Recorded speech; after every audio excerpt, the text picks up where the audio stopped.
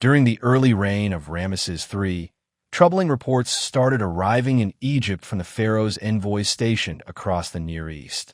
Along the entire eastern Mediterranean coast, cities were being overrun and set ablaze, ports plundered and destroyed, and entire nations were collapsing. Although coastal settlements had endured pirate raids for many years, this new wave of devastation was far more severe. The most alarming aspect was its suddenness. By the time local defenders could organize a response, the attackers had already landed. As Egypt watched helplessly from afar, once thriving cities and ancient civilizations were reduced to rubble, centuries of cultural progress consumed by flames. The first victim was the great seafaring city of Ugarit. Ironically, its downfall was due to its own generosity. Responding to urgent calls for help from neighboring regions already under siege, Ugarit's king had dispatched large military contingents to southern Anatolia. Its troops fought alongside the Hittites, while its navy patrolled the Lycian coast. However, in being a loyal ally, Ugarit left itself dangerously exposed. Its depleted defenses were no match when the invaders arrived. In a desperate attempt to save his kingdom, the king of Ugarit wrote an urgent letter to the ruler of Alashiya, modern Cyprus, his panic evident. The enemy ships have already arrived. They have set fire to my towns and inflicted great destruction across the countryside. But it was too late. The clay tablet carrying this message was never delivered. It was later found in the very kiln where it had been fired, buried beneath the ruins of the ruined city. The once prosperous harbor city was destroyed, never to be inhabited again. Next to fall victim was Egypt's close ally, the Hittite kingdom. Amid a desperate flurry of diplomatic messages, the last Hittite monarch described battling this sea-borne enemy not only on the open waters, but also along the beaches, landing sites, and hills. The invaders were relentless, disembarking and advancing northward toward the Hittite capital of Hattusa.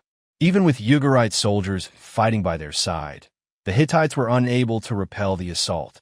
In a final, desperate move, the Hittite king launched an attack on his own neighboring province of Tarhuntassa, hoping to confront the enemy before they reached his heartland. But the attempt failed. First Tarhuntassa fell, then the entire Hittite kingdom succumbed to destruction. Hattusa itself was looted and burned. Even the fortified royal citadel was no match for the invaders' might. Elsewhere across Asia Minor, the brilliant cities of Miletus and Troy met a similar tragic end. As the enemy swept like a merciless wave through the eastern Mediterranean, cities such as Mersine and Tarsus were ravaged, and destruction spread across northern Cyprus. The invaders then pushed inland into the Orontes Valley, sacking every major settlement along this crucial route. Alalak, Hamath, Katna, and even the once mighty Kadesh were completely destroyed. Further south, the bustling trade hubs of Palestine soon fell, all positioned along the vital coastal road leading southward and westward toward Egypt itself. Across the Near East, thick clouds of smoke marked the remains of what had once been thriving centers of commerce and culture. Grand palaces and renowned cities were reduced to rubble. Only Assyria, safely situated beyond the Euphrates River, remained untouched. By 1179 BCE, the 8th year of Ramesses III's rule, the invaders had set their sights on the last great naval power left in the eastern Mediterranean, Egypt. Entire countries were struck down and destroyed in quick succession. No land was strong enough to resist their might. The Hittite kingdom, Cilicia, Carchemish, Arzawa, Cyprus, and then the invaders advanced toward Egypt. By this point, the pharaoh's advisors had come to recognize the enemy well. The foreign lands had formed an alliance across their islands. Their confederation included the Peleset, Tjeker, Shikalesh, Denyen, and Weshish. The names may have been unfamiliar, but the threat was one Egypt had faced before. The feared sea peoples had returned. 3 decades earlier, a different coalition of Aegean and Anatolian peoples had joined forces with the Libyans in a failed attempt to invade Egypt during the reign of Marenta. Now, a new alliance had gathered, sweeping aside everything in their path. Driven from their unknown homelands by drought, famine, in the pursuit of a better life, and driven by their fierce, warlike spirit, the Sea Peoples had become an unstoppable force. They advanced steadily south and east, moving along the Aegean and Mediterranean coasts of Asia Minor, then down through the Near East toward Sinai and the Nile Delta. Accompanying their heavily armed soldiers were entire families. This was not just an invading army, but a massive migration of desperate and determined people. So far, no city or kingdom had been able to withstand them. Egypt now faced a battle for its very survival. At this moment of grave national danger, Ramesses III rose to the challenge, proving himself a worthy successor to his illustrious forebears. As soon as he was informed of the approaching land invasion from southern Palestine, he dispatched urgent orders to the frontier fortresses in Egypt's eastern delta, instructing them to hold their ground until reinforcements arrived. Troops across Egypt were quickly mobilized, directed to march toward the eastern border to confront the attackers. However, the Sea People's leaders, fully aware of Egypt's strength and resolve, planned a two-pronged assault to overwhelm the pharaoh's defenses. As their land forces advanced from the northeast into the delta, a powerful fleet of warships headed for the mouth of the main Nile branch, aiming to land a second army. Their likely objective was to follow the Nile upstream toward Ramesses, the commercial and military heart of northern Egypt. Securing this eastern delta capital would effectively grant them control over all of Lower Egypt.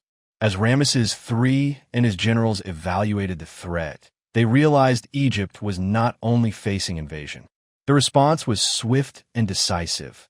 A nationwide conscription was ordered. At this moment of greatest danger, every able-bodied man was called to stand and fight. While the professional army fortified the northeastern border, the newly recruited conscripts were sent to the coastline to defend the Nile's mouth against the approaching enemy fleet. Ramesses himself described the preparations, capturing the tension, urgency, and determination of the time. "I fortified the river mouth like a towering wall, with warships, troop transports, and merchant vessels, all fully manned with brave, well-armed soldiers from bow to stern. The infantry, drawn from every corner of Egypt, roared like lions upon the mountains. At the fortresses in the eastern delta, Egyptian forces watched and waited. The enemy advanced slowly, covering no more than 10 miles a day. Yet what they lacked in speed, they compensated for with superior weaponry and overwhelming numbers. Their mastery of close combat had already proven devastating against the chariot armies of the Near East. Within a single generation, advancements in military technology had transformed warfare, and most of the great powers had failed to adapt.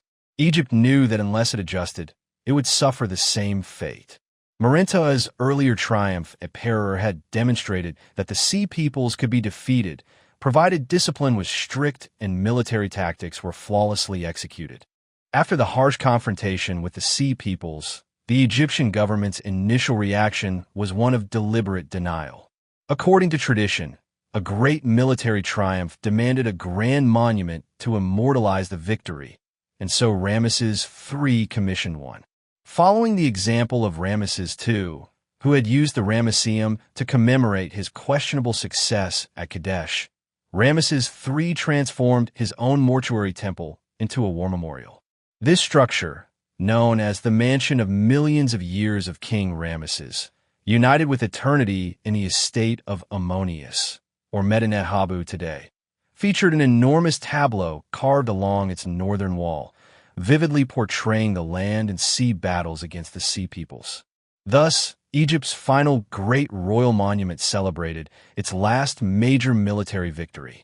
Encouraged by the completion of this impressive edifice, in 1172 BCE, Ramesses III ordered the nationwide temple inspection he had initially envisioned a decade earlier. After 10 years of successfully defending Egypt's borders, the pharaoh and his administration at last felt secure enough to focus on their other sacred duty, honoring the gods.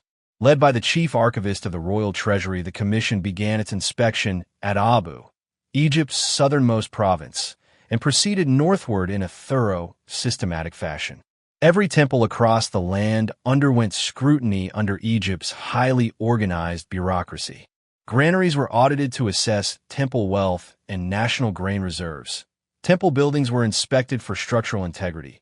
Rituals were reviewed to ensure proper observance, and any corrupt practices were identified and eradicated. By the time the inspection was complete, the king possessed perhaps the most comprehensive assessment of Egypt's religious infrastructure ever recorded. Based on the commission's findings, Ramesses III initiated an extensive program of reform, reconstruction, and restoration. The ancient temple of Seth at Nut was fully restored, with a new shrine built beside it to honor the god. The bark shrine at Todd, originally constructed during the 18th dynasty, was returned to its former splendor, while further embellishments were made at Luxor Temple. At Ipit Sut, the king commissioned the construction of a new way station and a temple dedicated to Khonsu. Altogether, these projects represented a sweeping religious revival, echoing the achievements of Ramesses II in both word and deed. Ramesses III sought to convince his people that the glory days of the new kingdom endured. Beyond restoring the temple's physical structures, the king expanded their landholdings and increased their staffs. Determined to be remembered as a generous patron, Ramesses III organized 3 major expeditions in a single year to procure exotic treasures for the temple treasuries. The first expedition ventured to the turquoise mines of Sinai. The second targeted the copper mines of Edom, located at Timnah, about 20 miles north of Eilat in a desert valley surrounded by hills. Although these mines had been exploited by Egypt during Ramesses II's reign, the decline of pharaonic power in the intervening years allowed the Edomites to regain control. Before mining could resume, Ramesses III launched a successful military campaign to subdue Edom, after which copper extraction recommenced. The newly smelted copper ingots were ceremoniously presented to the king on the palace balcony in Panehsy. The third and most ambitious expedition was a 2-month voyage to Punt, aimed at acquiring myrrh and incense for temple rituals. This marked the first major trading journey to Punt since the reign of Hatshepsut, some 3 centuries earlier, and it proved highly successful. The expedition returned not only with valuable incense, but also with the means to cultivate myrrh in Egypt itself, bringing back 15 myrrh tree cuttings and 100 seeds. In his first 20 years on the throne, Ramesses III had successfully repelled invasions, restored Egypt's temples, and rekindled national pride. The royal court eagerly anticipated the king's upcoming 30-year jubilee, determined to hold a celebration befitting such a triumphant ruler. There would be no compromises, but this decision would prove costly. Beneath the outward display of splendor, the Egyptian state was suffering the strain of its recent ordeals. The military losses from 1179 still cast a long shadow. Foreign trade with the Near East, disrupted by the Sea People's devastating rampage, had never fully recovered. Though the temple treasuries were stocked with copper and myrrh, their grain stores were dangerously low. Against this backdrop, preparations for the lavish jubilee placed an even greater burden on the country's fragile resources. The first signs of crisis emerged in 1159 BCE, 2 years before the planned jubilee. Among the state's workforce, none were more vital than the artisans responsible for excavating and decorating the royal tombs. Living with their families in the walled community known as the Place of Truth, these craftsmen enjoyed superior working conditions and generous compensation.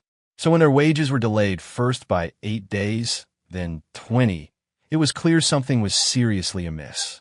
Their scribe and representative, Amun, immediately appealed to officials at the mortuary temple of Horemheb.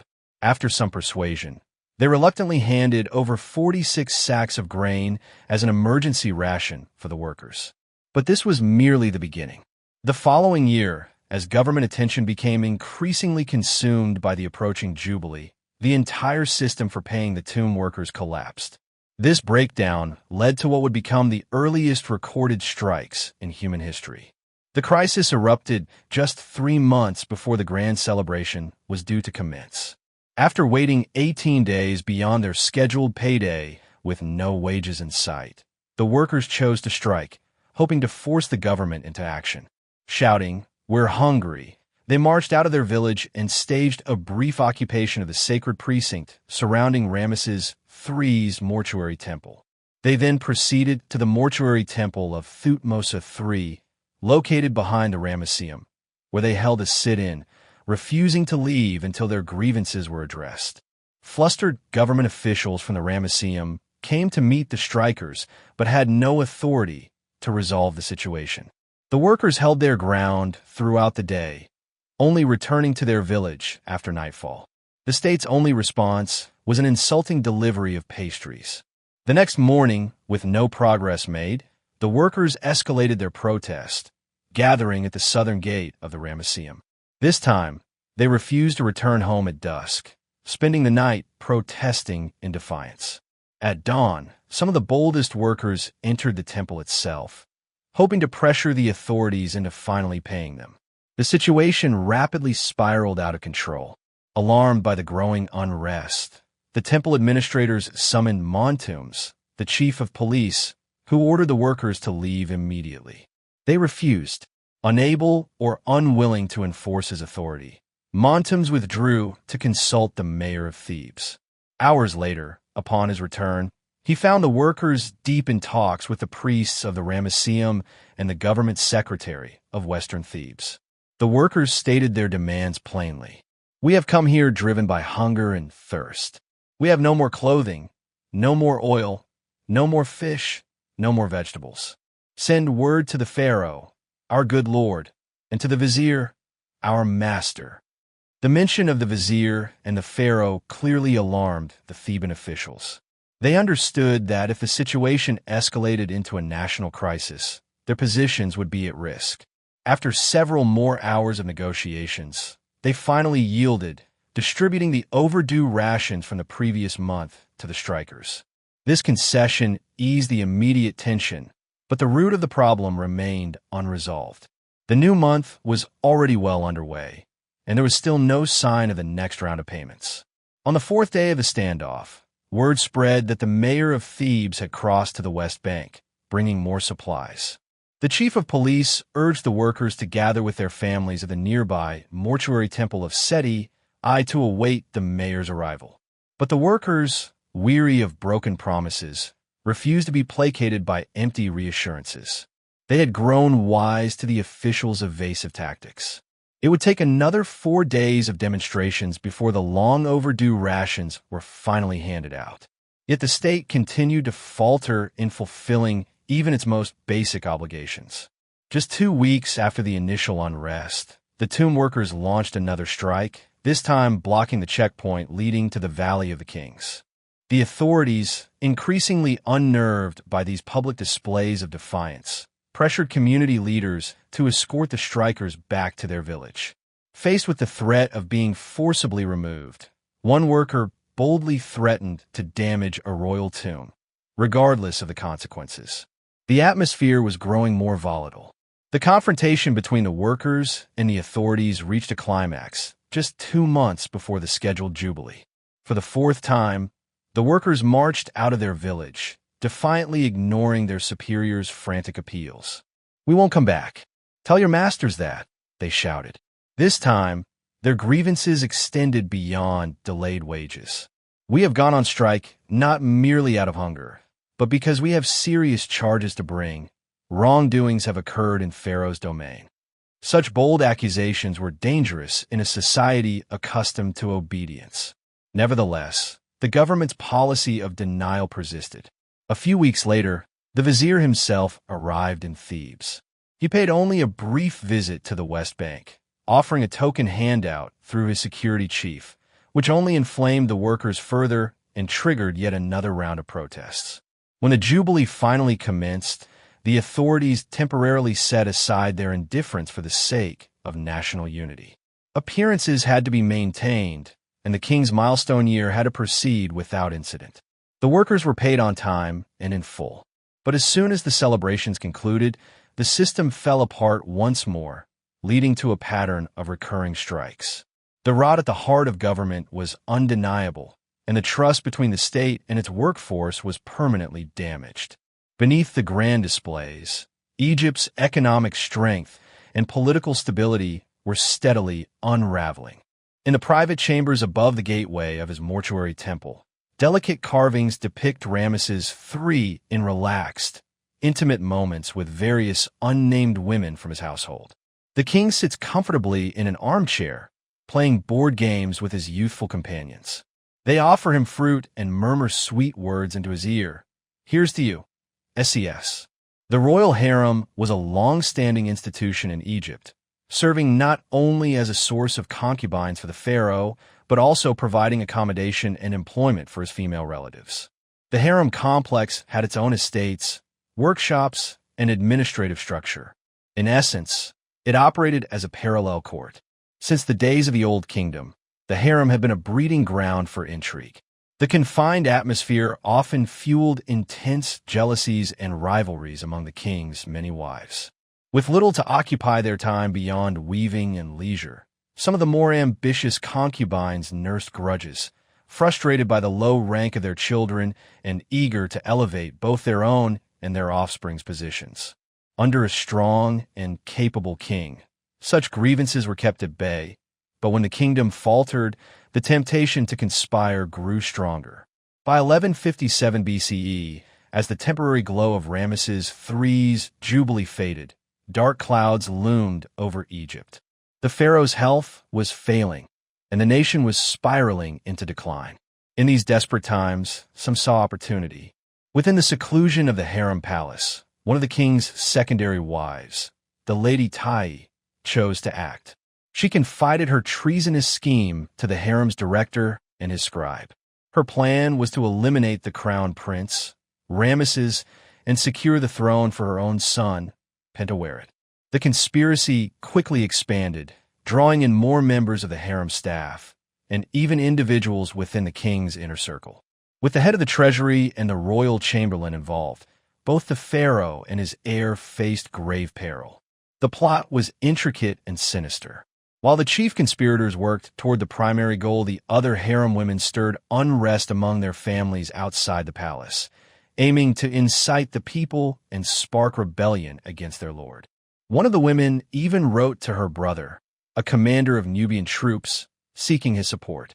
A coordinated military mutiny, combined with widespread rural revolt, would overwhelm the authorities. To further increase their chances, the conspirators turned to the dark arts. They enlisted professional magicians to craft wax figures representing their enemies and perform spells intended to immobilize the palace guards. After weeks of secret preparation, everything was ready. The plotters stood poised to commit regicide and ignite a revolution. However, the conspirators made a critical mistake. With so many individuals involved, it was almost inevitable that someone would betray the secret. Before their plan could reach its deadly conclusion, word reached the authorities, and the plotters were apprehended. As the investigation unfolded, the full extent of the threat to national security became evident. Wanting to avoid the potential fallout from a public trial, Ramesses III instead convened a special tribunal. He appointed 12 trusted officials to conduct the investigation, deliver judgments, and administer sentences. Carefully selected representatives from the court, military, and civil administration acted as judge, jury, and executioner. The king's only directive was to grant them full authority. Let the consequences of their actions fall upon their own heads. With such a mandate, the verdict was a foregone conclusion. Over the course of 3 trials, 38 individuals were convicted of treason. The main conspirators were allowed to take their own lives, some doing so inside the courtroom, others, including Prince Panehsy, given the dubious mercy of ending their lives outside. All who were condemned were further punished symbolically. Their names were erased from monuments and altered in official records to ensure they would be denied remembrance in the afterlife.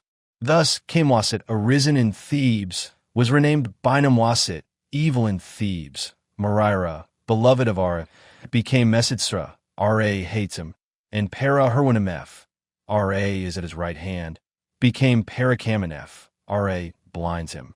Lesser conspirators were spared execution but subjected to brutal physical punishments. Their noses and ears were cut off, marking them forever as criminals. Even those who had not actively participated but had failed to report the conspiracy faced punishment, as willful ignorance of treason was treated as complicity. In the end, to erase all traces of both the conspiracy and the tribunal, further charges were brought against members of the judiciary itself. 3 judges and 2 court officials were accused of secret dealings with the plotters.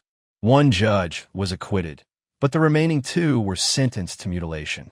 Conveniently for the state, they took their own lives before these penalties could be carried out. Once the tribunal's report was finalized, the authorities sought to bury the entire affair. But the scandal could not be easily forgotten. It exposed deep rifts within the ruling family and the government, highlighting divisions between different factions of the royal household, between the leadership's hopeful facade and the growing discontent among the wider population. The implications were ominous for the future of Ramesside Egypt. Whether from wounds inflicted by would-be assassins or from natural causes, Ramesses III died in 1156 BCE, only months after the conspiracy was uncovered. His death signaled not only the passing of Egypt's last powerful pharaoh, but also the crumbling of the nation's faith in its destiny. The unspoken pact between ruler and people was coming undone, and soon, the very structure of the state would begin to collapse. For the average ancient Egyptian, only 2 things in life were guaranteed: death and taxes. From the moment a child was born, the looming threats of mortality and poverty were ever present. Infant death rates were alarmingly high, and those who managed to survive childhood rarely lived beyond the age of 35. It wasn't merely poverty and inadequate nutrition that shortened lifespans. The unsanitary living conditions in towns and villages led to rampant waterborne and infectious diseases.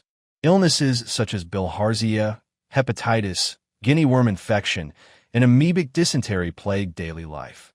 Those who didn't succumb to these afflictions often endured permanent disabilities or deformities. Vision problems were especially widespread, leaving many people with inflamed, damaged, or entirely lost eyesight. Villages were filled with people who were half-blind, fully blind, or suffering from chronically infected eyes.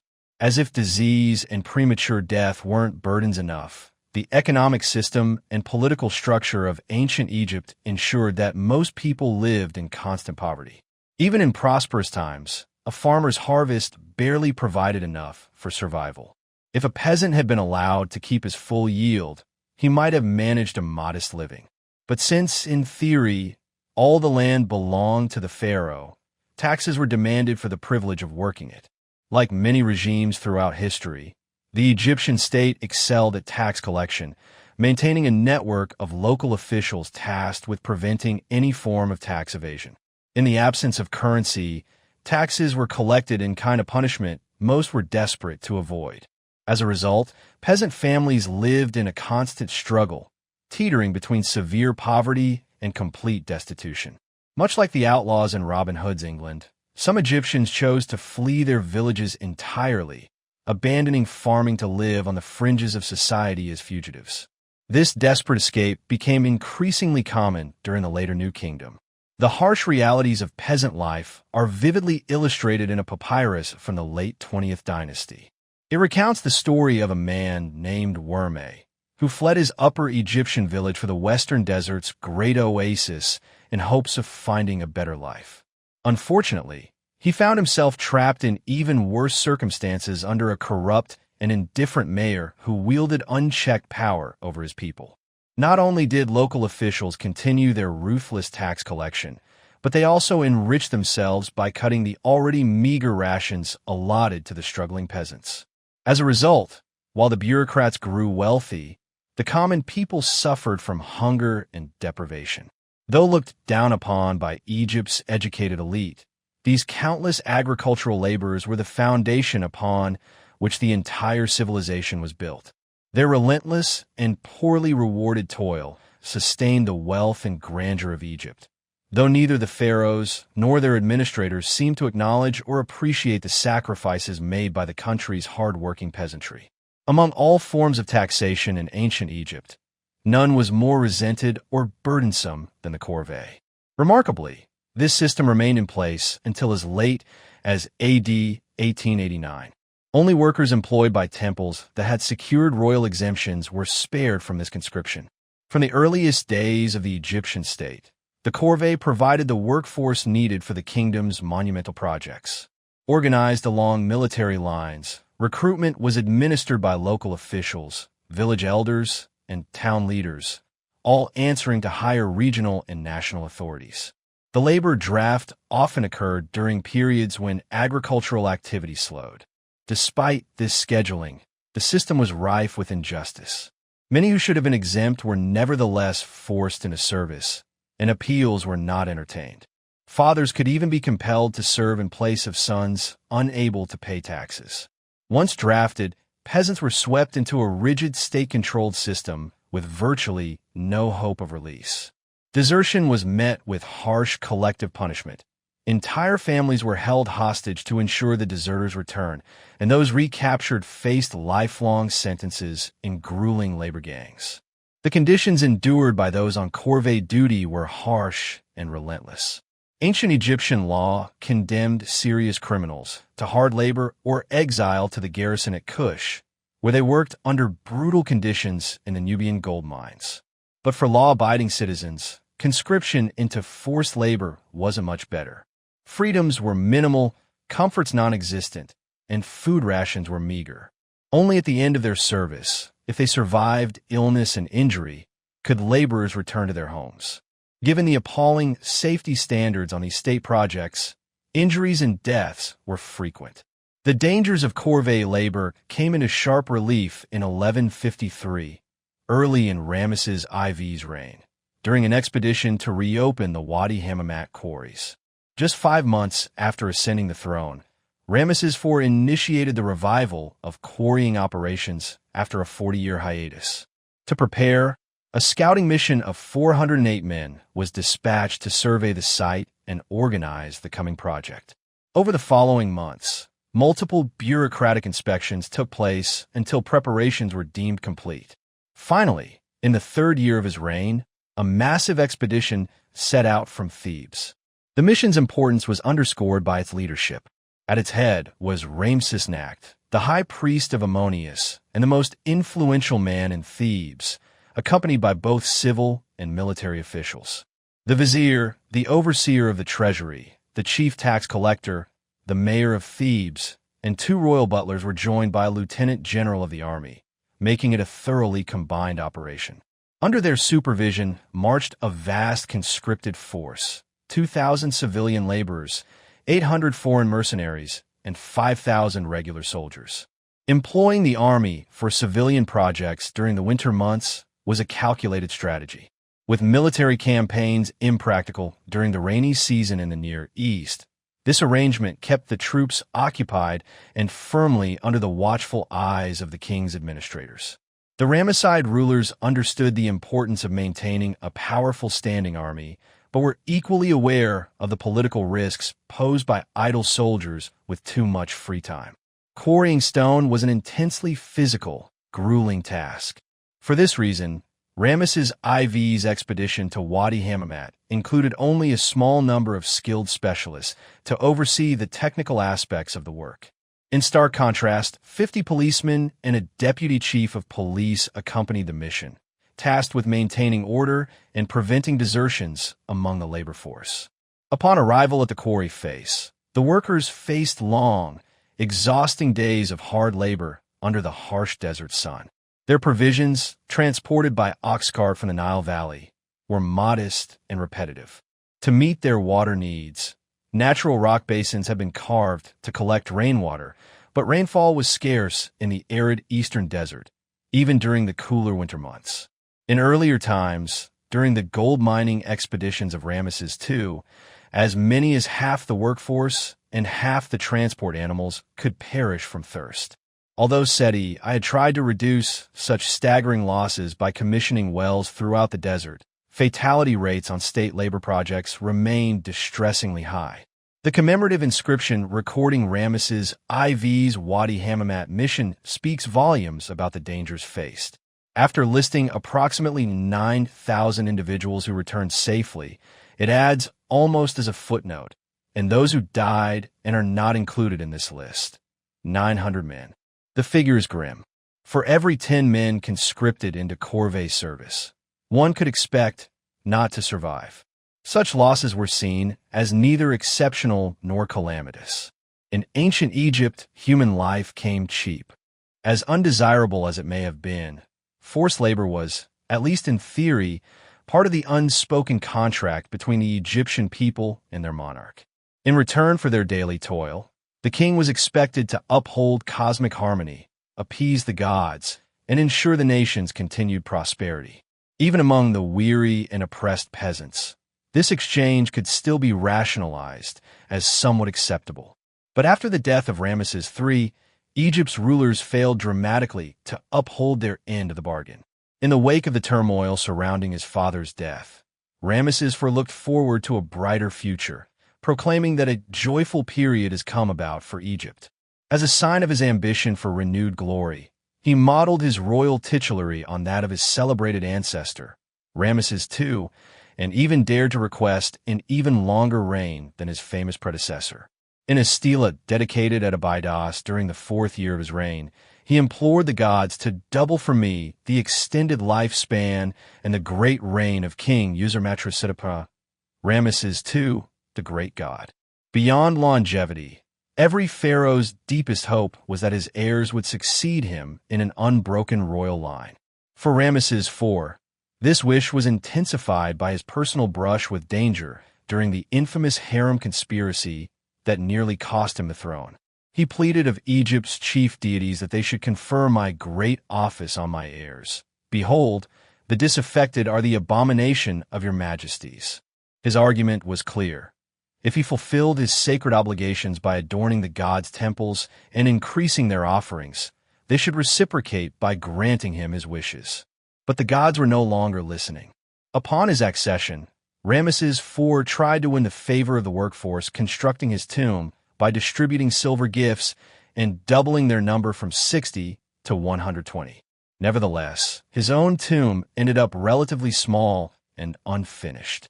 Despite his grand ambitions and enthusiasm for monumental projects, none of his temple commissions reached completion. Egypt's economy was faltering, and its administration had grown rigid and unresponsive. The resources and political will that had fueled the glory of the new kingdom were now lacking.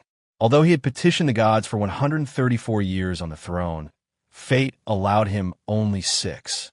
While Ramesses IV struggled to maintain the appearance of royal power, his successors quickly abandoned any such pretenses. They all adopted the prestigious name of Ramesses, but none demonstrated the leadership or resolve of their 2 great namesakes. Egypt was fortunate not to face another massive invasion like the Sea People's assault during Ramesses III's reign, but its frontiers remained vulnerable to hostile incursions.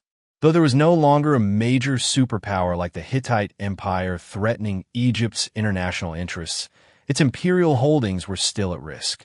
Yet the later kings showed little capacity or willingness to address foreign or security matters, preoccupied as they were with the escalating crisis within the country. The short 5-year reign of Ramesses V laid bare the extent of Egypt's decline. Hardly had the new pharaoh completed his accession and coronation rituals when his administration uncovered a major corruption scandal. It emerged that, for nearly 10 years, a ship's captain named Knumnak had been diverting large amounts of grain for his personal gain.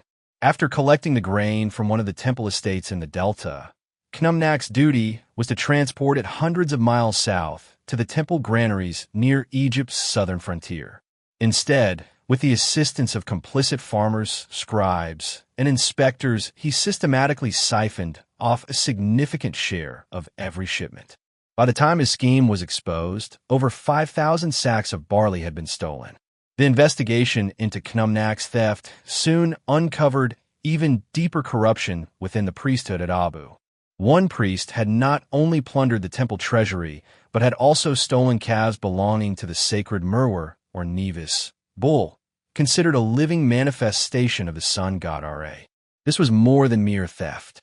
Isolated from the royal seat at Panehsy and beyond the immediate oversight of central authorities, officials in these distant regions had begun to plunder state resources with impunity, certain that their crimes would go unnoticed.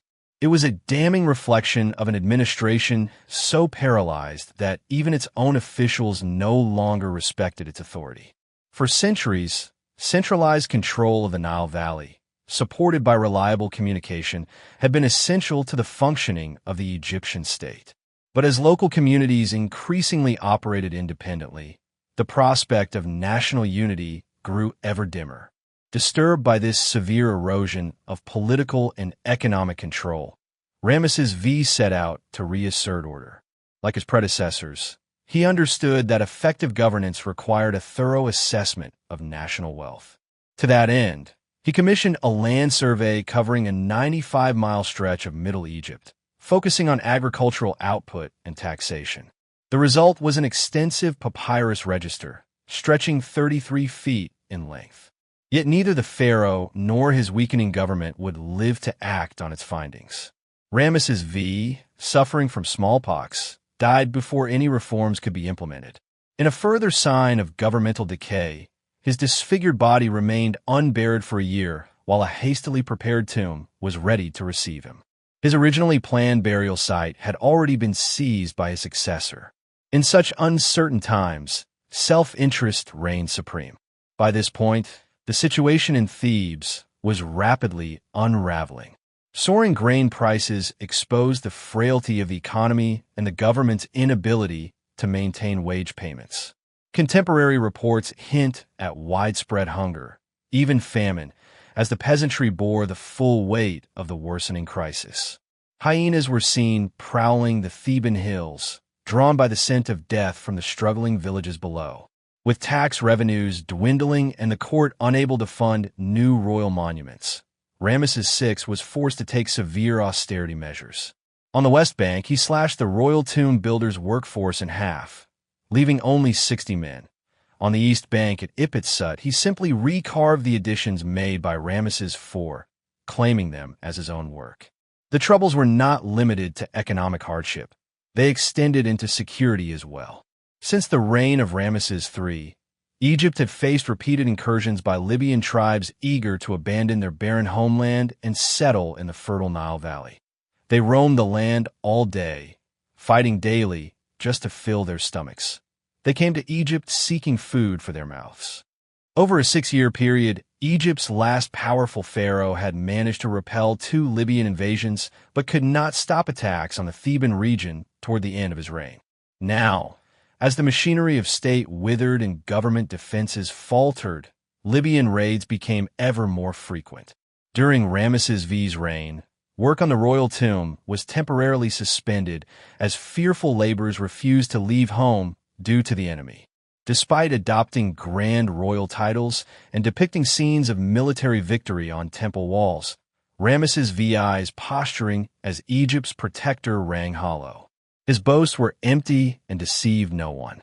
As military garrisons were hurriedly withdrawn to defend Egypt's heartland, the state abandoned copper mining at Timna, relinquished the famed turquoise terraces of Sinai, and lost its last hard-won territories in the Near East. Thus, the Egyptian empire did not end with a dramatic collapse, but rather with a quiet surrender. In just 4 generations, the mighty realm of the pharaohs had been reduced from the supreme power of the Eastern Mediterranean to a weakened, vulnerable state. Tragic misfortune delivered the final blow to pharaonic prestige. In more stable times, a swift succession of rulers might have been weathered without consequence. Now, however, a series of short reigns only underscored the impotence of Egypt's kings. The once sacred concept of divine kingship became little more than a hollow formality. The brief reigns and deaths of Ramesses VI, VII, and VIII within an 11-year span only highlighted their perceived failure to enjoy divine favor.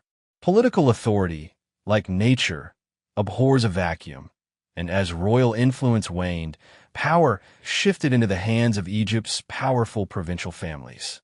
Nowhere was this more evident than at Thebes, where high offices increasingly passed down within a handful of aristocratic dynasties. Official positions became hereditary, fulfilling a cultural ideal but disregarding the higher principle of royal appointment.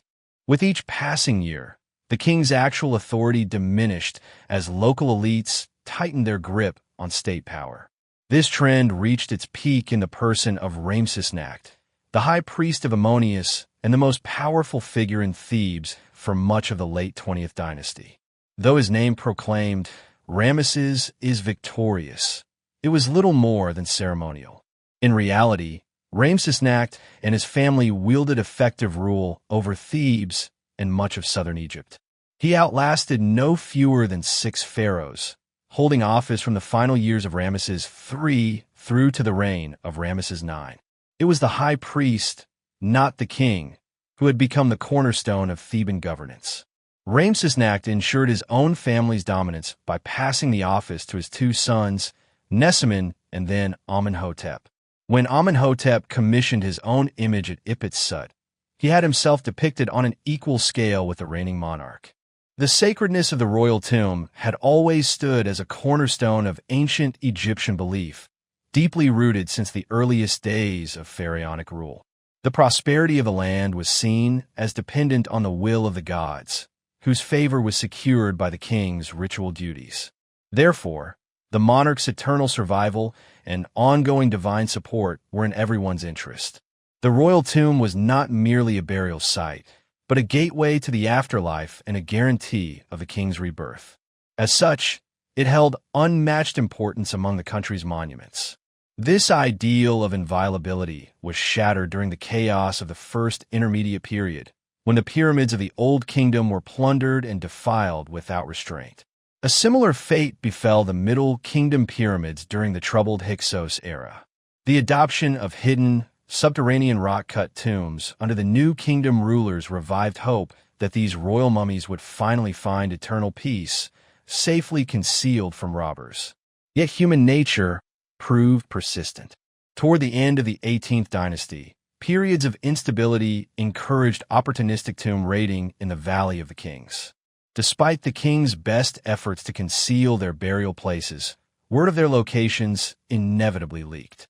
In response, Horemheb reformed the system, transforming the workman's village at the place of truth into a tightly regulated, closed community.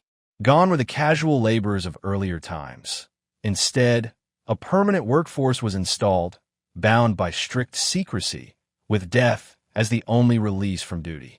In exchange for their loyalty and silence, the workers and their families were cared for by the state, enjoying steady employment, generous rations, and even the possibility of personal wealth and private tombs carved into the hillside. It was a pact of mutual benefit, designed to protect the royal tombs while rewarding those who guarded them. However, the strikes of 1158 marked a rupture in this long-standing agreement. As the state grew increasingly unable to meet its obligations, the workers' loyalty began to erode. If the government failed to uphold its end of the bargain, why should the workers continue protecting the state's most closely guarded secrets? Unsurprisingly, amid the economic and political collapse of the late 20th dynasty, even the once sacred tombs of the Valley of the Kings became vulnerable. The first major violation occurred early in Ramesses IX's reign, when thieves broke into the tomb of Ramesses VI, barely a decade after it had been sealed. This desecration was followed a few years later by acts of vandalism at 2 of Thebes' grandest monuments, the mortuary temples of Ramesses II and Ramesses III. Fortunately for the authorities, these incidents resulted in relatively minor damage. A formal inquiry led by the high priest of Ammonius was convened, and security measures were likely reinforced, but these actions proved insufficient. Before long, the robbers struck again, this time targeting the less well-defended royal necropolis of the 17th dynasty, located behind the Ramesseum. The culprits required no reconnaissance.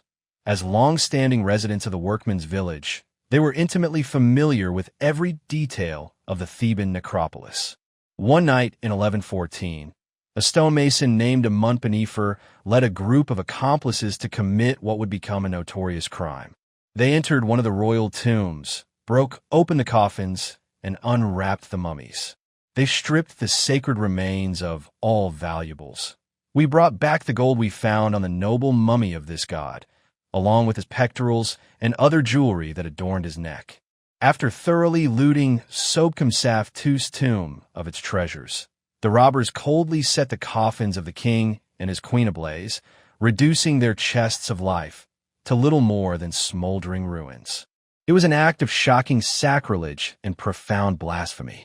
The very workers once employed by the pharaoh were now actively eroding the very foundations of the state. Yet the thieves had no concern for the religious or political consequences of their crimes. Their sole focus was on their considerable haul, which far outweighed any state wages they were owed. When the theft was eventually discovered 4 years later, the government's response was limited to punishing the culprits and forming a royal commission to investigate the incident. But a royal commission meant little without genuine royal power behind it. Instead, the inquiry merely inflamed the simmering rivalry between Thebes's two most powerful civil officials. Leading the investigation was Panehsy, mayor of Thebes, while doing everything in his power to obstruct it was Para, mayor of western Thebes, who controlled the royal necropolis itself. Each saw the investigation as a chance to strike at the other. Panehsy hoped to use the inquiry to assert his authority and humiliate Para, while Para was equally determined to destroy his rival's career. The commission's report, once it reached the government in Ramesses, must have made for grim reading. Out of 10 royal tombs inspected, only one remained undisturbed. Some had been partially looted, while others were completely ravaged. Faced with such devastation, the search for someone to blame became urgent. Initially, the investigation pointed the finger at Para, but desperate to save himself, Para marshaled all his resources, calling in favors and alliances. With the crucial assistance of Vizier Kamwasit, he succeeded in overturning the commission's conclusions and emerged unscathed. In the end, both Panehsy and the vizier vanished from public life under mysterious circumstances. Para not only survived, but thrived. Meanwhile, the tomb robberies continued unabated. 3 decades later, following a string of high-profile thefts, Ramesses XI established a second royal commission. This time, in an effort to minimize corruption and concealment, the investigation was placed directly under the leadership of the vizier, acting as the king's personal envoy in Upper Egypt, assisted by the royal treasurer and 2 royal butlers. Though this move demonstrated the administration's seriousness, it was unprepared for the depth of corruption it would uncover. As before, many of the culprits involved in the tomb plundering came from the workmen's village. But this time, they had not acted entirely on their own. The investigation exposed widespread negligence and collusion among both state and temple officials. Some officials had deliberately ignored the crimes unfolding around them, while others actively participated, sharing in the loot. One suspect protested his innocence, claiming, "I saw what happened to the thieves during Vizier Kamwasit's time. Why would I risk seeking such a death?" Yet the commission found his denial unconvincing. Another thief, however, confessed immediately, admitting that he and 4 accomplices had looted a tomb of its silver vessels and divided the plunder among themselves. The tribunal, suspicious of his voluntary confession, ordered him to undergo examination with a stick, birch, and screw. Despite the beatings, he initially maintained his account. "I saw nothing else. What I've said is all there is." But after further torture and the threat of more, he finally relented. "Stop, I'll talk." A bit of physical coercion quickly loosened his tongue. As the investigation widened, more prominent conspirators were exposed. A particularly brazen theft had targeted the great temple of Amun at Ipit-Sut, perhaps the holiest site in all of Egypt and the very core of the regime's divine authority. Further inquiries revealed that the temple's own chief guard had orchestrated the robbery. The findings were sobering. Corruption now permeated every layer of both the priesthood and government. In Thebes especially, repeated Libyan incursions, combined with famine and starvation, had shattered law and order. People no longer felt safe, whether physically or financially. Faith in the state's ability to protect or provide for them had vanished. Nor did they fear the government's capacity to restrain them or prevent acts of lawlessness. After 5 centuries of stability, Egypt's mighty state apparatus was rapidly disintegrating. The nation teetered on the edge of chaos. During the Ramesside era, Egypt's government was organized into 4 distinct sectors, each with its own responsibilities. Supporting the royal court was the royal estate, which was overseen by a chancellor and a chief steward. The civil administration, led by 2 viziers, managed essential affairs such as taxation, agriculture, and judicial matters. Although the military was under the command of a general, it played a relatively minor role in domestic governance, despite being central to Egypt's foreign campaigns.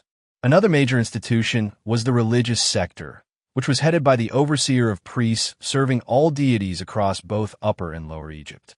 Typically, this high-ranking position was held by the high priest of Ammonius. Since the later years of Ramesses III's rule, the high priest of Ammonius had become the most influential figure in Upper Egypt, surpassing both the southern vizier and the mayor of Thebes in power. The Ammonius Ra temple complex at Ipit-Sut held vast estates, making it the largest landholder in the region. It employed thousands of tenant farmers and hundreds of artisans in its workshops. The temple's granaries, linked to the mortuary temples of Ramesses II and III, functioned as the primary grain reserve for both Thebes and the wider Upper Egyptian region.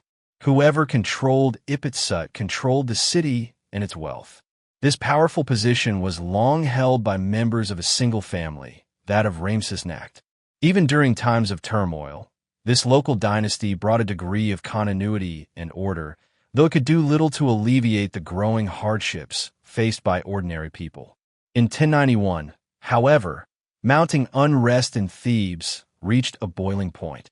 Driven by hunger and despair, and angered by the obstinacy of the high priest Amenhotep, the local populace succeeded in ousting him and installing a replacement of their own.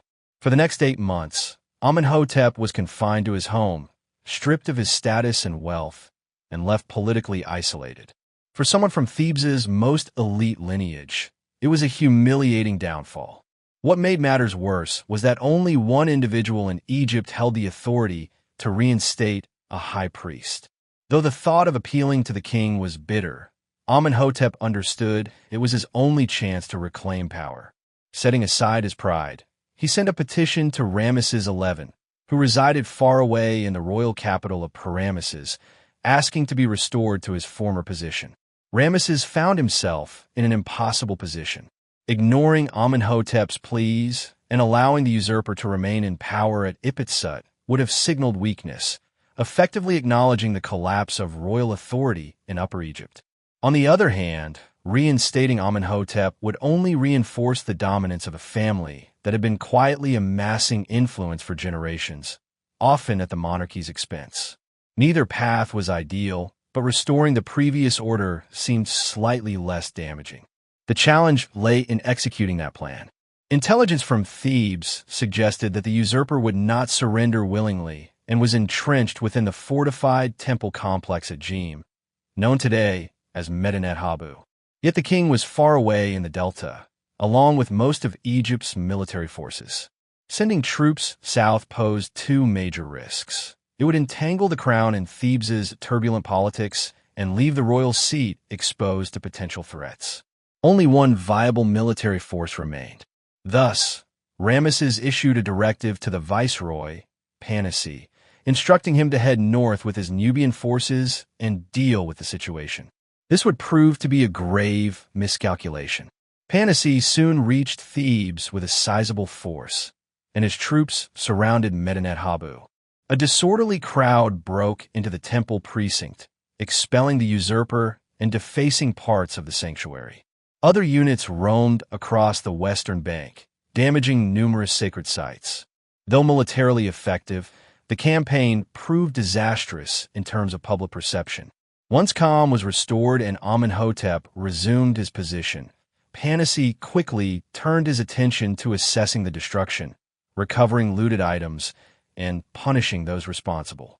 Some offenders were executed on the spot, without trial, as a show of force to re-establish control. The people of Thebes were swiftly reminded of the harsh realities of military rule.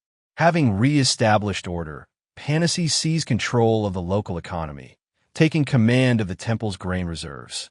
Amenhotep, indebted to the viceroy for his reinstatement, could offer no protest.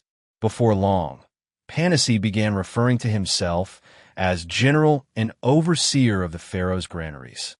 The high priest of Ammonius no longer held real authority. For a time, he governed loyally in the name of the king, but Ramesses XI grew increasingly uneasy about his subordinates' expanding influence. The king sensed that he was losing his grip on Thebes and the entire southern region and resolved to reassert his dominance at any cost. Egypt's imperial reach had faded, its borders had become insecure, and famine plagued its people. If Ramesses XI could no longer maintain control over his own territory, he could scarcely claim to be a true pharaoh. The Ramesside line had always relied on military strength to maintain order, placing generals in positions of power and using force as a governing tool. Having empowered one military leader and come to regret it, Ramesses might have hesitated to do so again.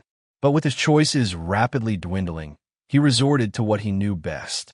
He summoned a northern general named Panehsy and ordered him to confront Panehsy and push the rebellious viceroy back into Nubia. The result was civil war. Panehsy, an astute strategist, chose not to wait passively for an attack. Instead, he decided to strike first, gathering the Theban garrisons and reinforcing them with local conscripts. He led his army northward to confront Panehsy's forces directly. Initially, Panehsy's campaign was promising. He reached Hardai in Middle Egypt and successfully captured and looted the town. For a brief moment, it appeared the royal army might suffer defeat. However, Panehsy's superior troop strength eventually turned the tide. By the end, Panehsy was driven out of Egypt, forced to retreat back to Nubia, stripped of honor and influence. While the conflict may have helped Ramesses XI maintain his image, it brought devastation to Thebes. With local garrisons depleted and many able-bodied men conscripted, the city was left exposed and vulnerable. Looting spread rapidly, targeting temples and royal tombs. Ramesses VI's burial site was violated once more, and even his sarcophagus was damaged. Making matters worse, Panehsy's retreating army adopted a scorched earth approach, leaving a trail of destruction in its wake. Monuments were vandalized in a frenzy of violence. When the chaos subsided, Ramesses himself made a rare journey from his northern residence to witness the destruction firsthand. The scene he encountered was bleak. Attempting to symbolically reverse the damage, Ramesses proclaimed a fresh beginning. The 19th year of his reign was renamed as the first year of a renaissance, with subsequent years following this new calendar. But few were convinced, least of all Panehsy, who had clearly emerged as the real victor over Panehsy. To cement his authority, Panehsy assumed the viceroy's former titles, then went even further by claiming the position of high priest as well. Holding military, economic, and religious power simultaneously, he became the true ruler of Upper Egypt. What was presented as the restoration of royal control was, in reality, just another military takeover. Panehsy, a hardened military commander, governed Thebes with unwavering authority. He carefully established a strong network of allies, surrounding himself with capable and loyal individuals. Among them was his wife, Najmet, a woman known for her strength and leadership. After imposing martial law, Panehsy's first major move was to lead a campaign into Nubia, determined to eliminate the threat of Panehsy for good. Securing the southern border was essential if his regime was to endure. While Panehsy was on campaign, Najmet oversaw Thebes, managing affairs in his absence. The couple maintained frequent communication, sharing updates on key developments. One particular exchange of letters reveals the darker nature of military rule. As discontent began to spread in Thebes, Najmet informed her husband that 2 policemen had been overheard making disloyal remarks. Even those tasked with maintaining order were beginning to question the junta. Panehsy's response was swift and brutal. "Bring those 2 policemen to my house, interrogate them immediately, and once you have learned the truth, have them executed and their bodies thrown into the river at night. Interrogation followed by silent elimination. This was the familiar fate of dissenters under a military regime. But political executions were not the only shadowy tactics employed by Panehsy to maintain his grip on power. In a letter sent from a Nubian front, he instructed two loyal Theban operatives, Budaman and Kar, to carry out a task unlike any they had ever done before. The vague wording was deliberate, masking the true nature of the order: orchestrated, state-sanctioned tomb robbery. With the conflict against Panehsy dragging on and funds running low, Panehsy needed a new source of revenue to support his military campaigns and secure his rule. The tombs scattered across the Theban hills became a tempting target. Rather than guarding these sacred sites, Panehsy's men embarked on a calculated mission of forced entry, plundering royal and noble tombs and funneling the loot back into government hands. As they scoured the West Bank for hidden burial chambers, they documented their findings to enable systematic looting later. Budaman alone inscribed over 130 graffiti, recording the locations of ancient wealth accumulated by generations of devout Thebans. Having endured foreign invasions, theft, and civil unrest, the few untouched tombs of the new kingdom were now being exploited by those entrusted to protect them. In doing so, the regime shattered one final sacred boundary. A decade into its rule, the military junta faced its greatest challenge when Panehsy died suddenly. His sons were too young to assume command, and the prospect of a power vacuum threatened the fragile stability they had established. To prevent chaos, his supporters quickly installed a temporary successor. The decision proved wise. Herihor, a seasoned and capable leader from the same military class as Panehsy, shared his predecessor's assertive leadership style. Energetic in both his public duties and private affairs, he fathered 19 sons. Yet none of them would inherit his position. That outcome was shaped by Panehsy's widow, Najmet.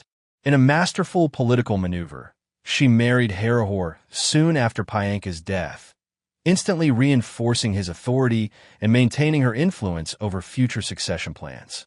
That succession excluded the once powerful Ramesside royal line entirely. As Herihor consolidated military control in Upper Egypt, another general emerged as the dominant figure in the north. Egypt had effectively split in two, each half governed by its own military elite. Though both Herihor and Nesbænebjedet continued to acknowledge Ramesses XI in name, the real power lay elsewhere. Confined and sidelined in his palace, the last Ramesside pharaoh watched helplessly as his authority crumbled. By the time Ramesses XI lay dying in 1069, marking the end of a 30-year reign, even the Nile appeared to echo the close of an era. The Pelusiac branch had been silting up for years. By the end of his reign, the river channel was so choked with sediment that ships could no longer reach the city's harbors. It served as a stark metaphor for the kingdom's own decay. Deprived of trade and communication, the city's officials, merchants, and scribes abandoned Ramesses, relocating to a new site, Janet, modern Senelhagar, about 12 miles to the north. As Ramesses XI's funeral procession made its way from the emptying halls of Ramesses, followed by a small retinue of aging attendants, both the Ramesside dynasty and its capital passed into history together. When the last of the Ramesside pharaohs died in 1069, largely forgotten and without much public grief, Egypt entered a new and transformative chapter. Ramesses II's death prompted two powerful leaders to adopt royal titles and symbols, effectively dividing the country between them. Whether this formal division of the two lands marked a rejection of the traditional pharaonic concept of national unity or a return to a more natural regional structure, it ushered in a prolonged era of political disunity not seen for 1,000 years. The Egyptians soon learned that regional independence and decentralization came with both advantages and drawbacks. In earlier times, a weak central authority might have had limited domestic consequences. But in the first millennium BCE, Egypt faced new external threats, surrounded by ambitious and much stronger foreign powers than ever before. From the 11th to the 4th century BCE, Egypt's vulnerability led to repeated invasions by foreign forces.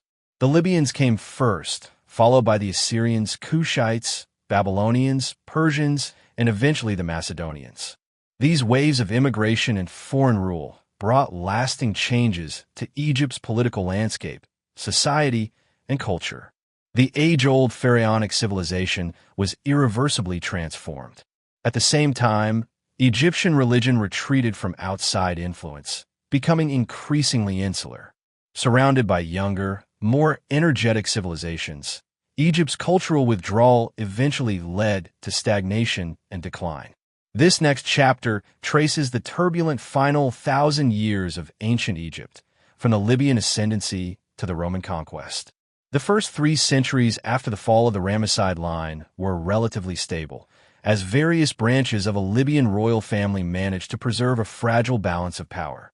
But this stability collapsed when Egypt's longtime southern rival, the Kingdom of Kush, returned in 728 BCE. For the next 4 centuries, the Nile Valley endured relentless division, warfare, and foreign rule. Egypt suffered 4 separate invasions by the Assyrians within just 30 years, culminating in the brutal sack of Thebes. Amid this upheaval, a dynasty from the city of Sais rose to power. They managed to throw off Assyrian dominance and defend against Babylonian attacks, but eventually fell to the Persians. Egypt had lost its crown to a resurgent Mesopotamia and never again reclaimed its leadership in the ancient Near East. Throughout the final native dynasties, the looming threat of Persia persisted.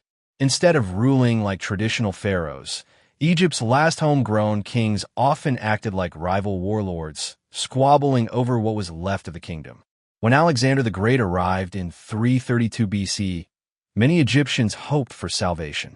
His brief stay in Egypt left a deep impression. His successors, the Ptolemies, tried to revive the glory of Egypt's past, though filtered through a distinctly Greek perspective. However, internal power struggles and the neglect of Upper Egypt led to growing instability, a prolonged rebellion in the south, and eventual collapse. The final chapter of ancient Egypt played out in the bustling streets of Alexandria, with a cast of iconic figures: Julius Caesar, Mark Antony, and Cleopatra. With Cleopatra's death in 30 BCE, Egypt became a province of the Roman Empire, bringing an end to a pharaonic tradition that had lasted for 3 millennia. At times, pharaonic propaganda must have sounded increasingly hollow.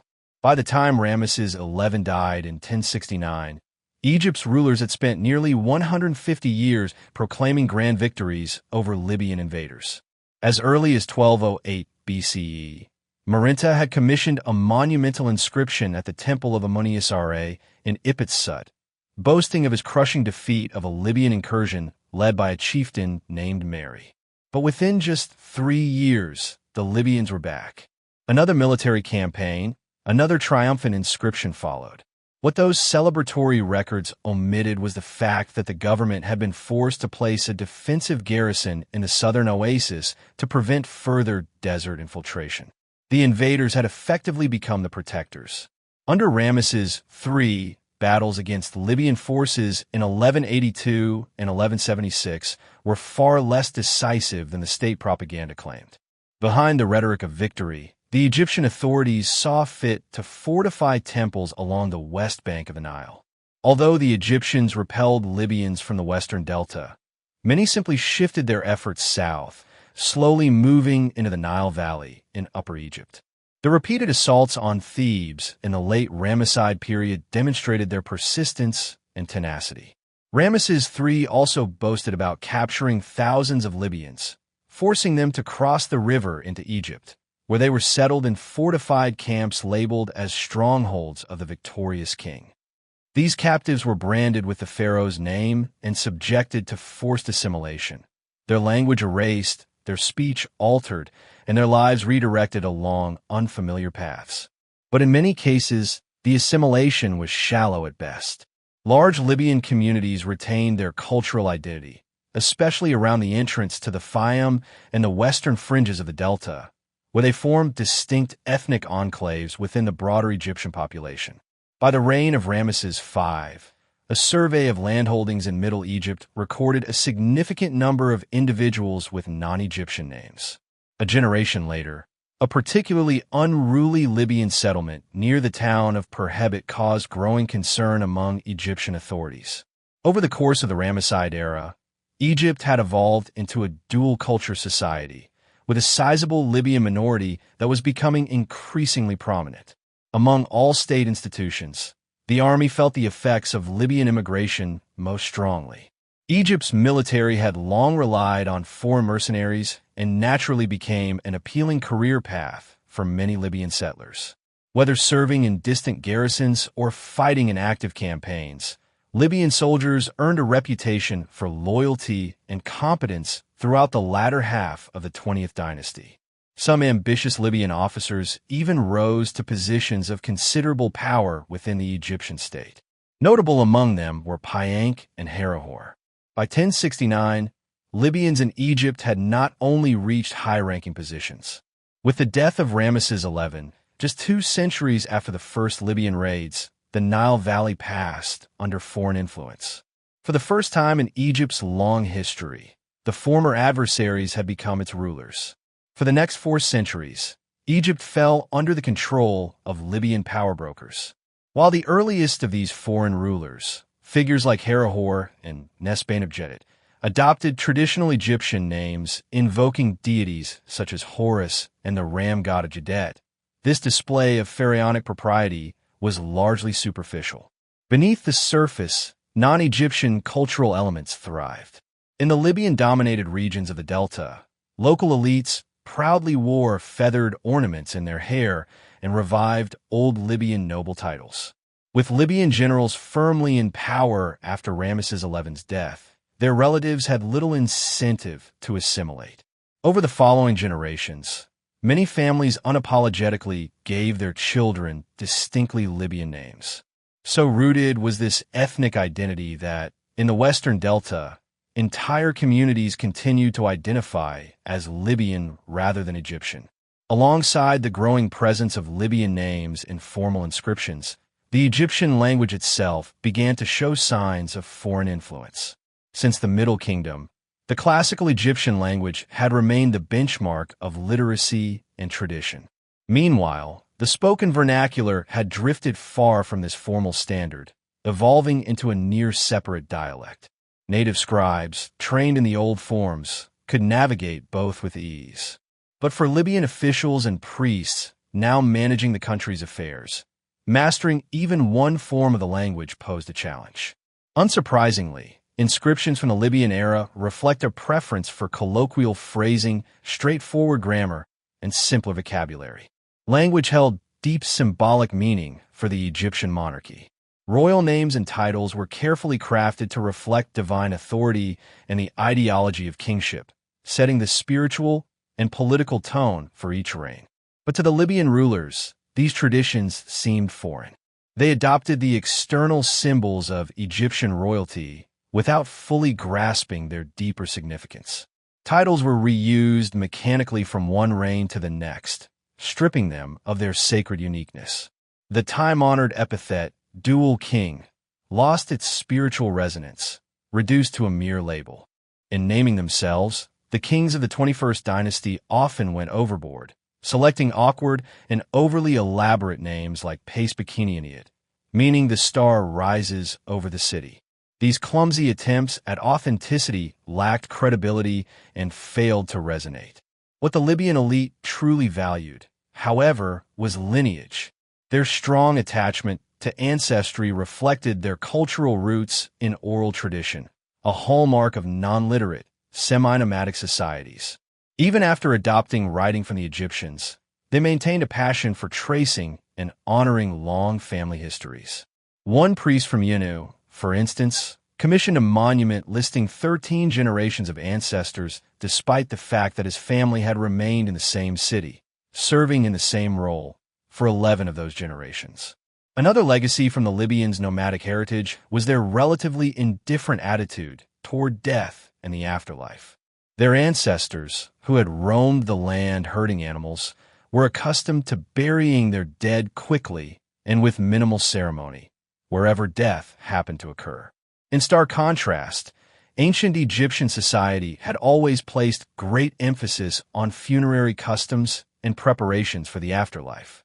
Yet the Libyan rulers of Egypt remained true to their cultural roots, displaying a nonchalance toward death that likely shocked their Egyptian contemporaries. Rather than elaborate individual tombs, they opted for shared family vaults, sparsely decorated and devoid of grandeur. Even the Libyan pharaohs were buried alongside relatives in modest stone tombs, assembled from reused materials. Funerary goods were frequently recycled from nearby graves, suggesting that outfitting the dead for eternity was seen less as a sacred duty and more as a task to be done quickly and inexpensively. The construction of opulent royal tombs in the Valley of the Kings and lavish mortuary temples on the Theban plain came to an abrupt end. Tombs no longer served as sacred spaces connecting the living and the divine. They become little more than burial pits. Just as their views on death altered Egyptian funerary traditions, the Libyans' preferred style of governance had a profound effect on Egypt's political structure. In their native Cyrenaica, Libyan society was organized tribally, with loosely defined leadership rooted in family bonds, marital alliances, and local loyalties. This system stood in stark contrast to Egypt's long-standing tradition of a centralized, absolute monarchy. Even before the new kingdom had officially ended, Libyan generals like Panehsy and Herihor had already demonstrated their disregard for unified rule. While Egypt had always recognized the administrative division between Upper and Lower Egypt, this was traditionally balanced by a single king who symbolically unified the two lands. After Ramesses XI's death, his Libyan successors abandoned this principle. To them, ruling the country through two concurrent monarchs was not a breakdown of order, but a practical expression of decentralized governance. Alliances, often cemented through marriage, helped preserve loyalty between the two ruling branches and prevented the emergence of rival dynasties. However, this shift toward decentralization came at a price. The Libyans granted unprecedented authority to royal sons, assigning them control over key cities and regions. These moves gradually eroded the power of the central government and diminished the influence of the monarchy, setting Egypt on a path of long-term fragmentation. But that lay in the future. For the moment, with the last of the Ramesside pharaohs laid to rest in the Valley of the Kings, the Libyan rulers saw their position as secure. One commanded Upper Egypt, the other ruled the Delta. Although the story of the late 20th dynasty is most vividly reflected in the monuments and political intrigues of Thebes, the true center of government and the main royal residence remained in the north. Since the earliest days of Egyptian history, Memphis had served as the nation's capital, maintaining its role as the hub of state administration throughout the Ramesside era. While Thebes rose to prominence as the religious heart of the nation, it was in Memphis that royal edicts were proclaimed, high officials were appointed, and monarchs were crowned. The royal palace, meanwhile, had been located at Ramesses since the reign of Ramesses II. Politically, the Delta held seniority over the Nile Valley in the union of Upper and Lower Egypt. Thus, when authority was formally split between Herihor and Nesbænebjedet following the death of Ramesses XI, it was Nesbænebjedet who assumed the royal title, while his brother-in-law took a secondary role as military commander and high priest of Ammonius. This arrangement preserved the illusion of national unity, though in practice it reflected a dual kingship held together mainly through family ties. This division of Egypt into two parallel political entities became the defining hallmark of Libyan rule. Each half of the country developed its own government, administrative structure, and ceremonial capital. The once symbolic concept of the two lands had now become a political reality. The Delta, which had seen the highest concentration of Libyan settlement in the final years of the new kingdom, was most strongly shaped by this new political landscape. Its dense marshes and complex network of waterways naturally lent themselves to political decentralization. During the height of Libyan dominance, the Delta fragmented into a mosaic of rival power centers. These regions were governed by local chieftains who nominally acknowledged the authority of the central royal house. In truth, however, the king was little more than a leading figure among regional peers. Still, the monarchs who ruled from Janet, known to the classical world as Tanis, were aware of their ceremonial importance and undertook an ambitious project to reflect their royal status. The transformation of their residence into a grand ceremonial capital, comparable in magnificence to Thebes. Janet, originally intended to replace the increasingly impractical site of Ramesses, expanded rapidly under the patronage of the northern kings. Situated on a major branch of the Nile, the location was ideal for trade as well as fishing and bird hunting. To make way for residences and public structures, the first step was to reinforce the riverbanks and reclaim surrounding land. Only after this foundational work could large-scale construction truly begin. To establish Janet as a northern equivalent to Thebes, it needed a ceremonial centerpiece of equal grandeur. However, many of Egypt's most important quarries were under Theban control, and the economic resources of the northern kings were quite limited. Launching a full-scale royal construction project reminiscent of the grand undertakings of the new kingdom was no longer feasible. Instead, Nesbane and his successors, Amun and Panehsy I, chose a more pragmatic approach, repurposing monuments and materials from nearby Ramesses and other locations in the delta. The once glorious royal city of the Ramessides was systematically dismantled, its obelisks, statues, and stone blocks hauled 12 miles to Janet and reassembled. Often, these appropriated monuments were left with their original inscriptions, suggesting that the northern rulers merely went through the motions of upholding traditional pharaonic customs. Atop a sandy rise, previously used as a cemetery for the local poor during the Ramesside era, Panehsy at first constructed the heart of his northern Thebes, a temple complex dedicated to the Theban triad of Amun, and Khonsu. To emphasize the sanctity of the site, he enclosed it within a massive brick wall and designated part of the compound as the royal burial ground for his dynasty. Just as Thebes was hallowed by its union of temples and royal tombs, so too would Janet find sacred identity through this new combination. By the standards of a new kingdom, the Libyan royal tombs at Janet were modest, even crude. However, what Panehsy's tomb lacked in scale, it made up for in splendor. His mummy was placed in a silver coffin, resting on a silver sheet within a granite sarcophagus that had ironically been taken from the Theban tomb of Marinta, a former adversary of the Libyans.